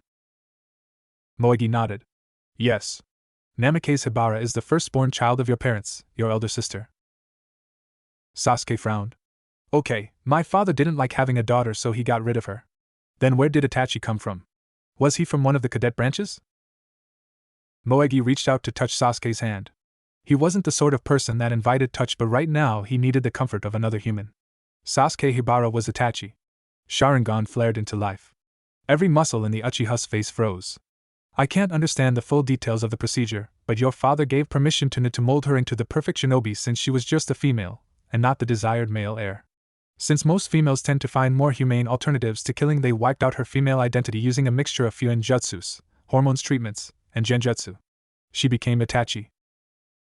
When it became clear Itachi was progressing rapidly, the asshole decided having an Uchiha prodigy would be useful in promoting the clan image, so he enrolled Itachi in the academy where things progressed more or less as we know it. However, once the Sharingan manifested, the mental conditioning started to break down. They experimented with different drugs to maintain control over their perfect weapon but eventually failed. Itachi snapped and slaughtered the entire clan." Tsunade's visage resembled storm clouds at that moment. "Fools. Bastards. I want the names of every single one involved in this travesty." She grinned maliciously. "They will pay. I will deliver their heads or broken bodies to Hibara." Shikamaru inhaled deeply and began asking the questions that no one else thought to. Did Itachi join Akatsuki aware of his true identity as a female? Moegi shook her head. "I'm not sure. The techniques used to force the change is something the Sharingan and Byakugan never penetrated. Itachi might have broken free of the genjutsu and mental conditioning, but I don't think Itachi knew he was born a female. And no one would. Not unless they saw Itachi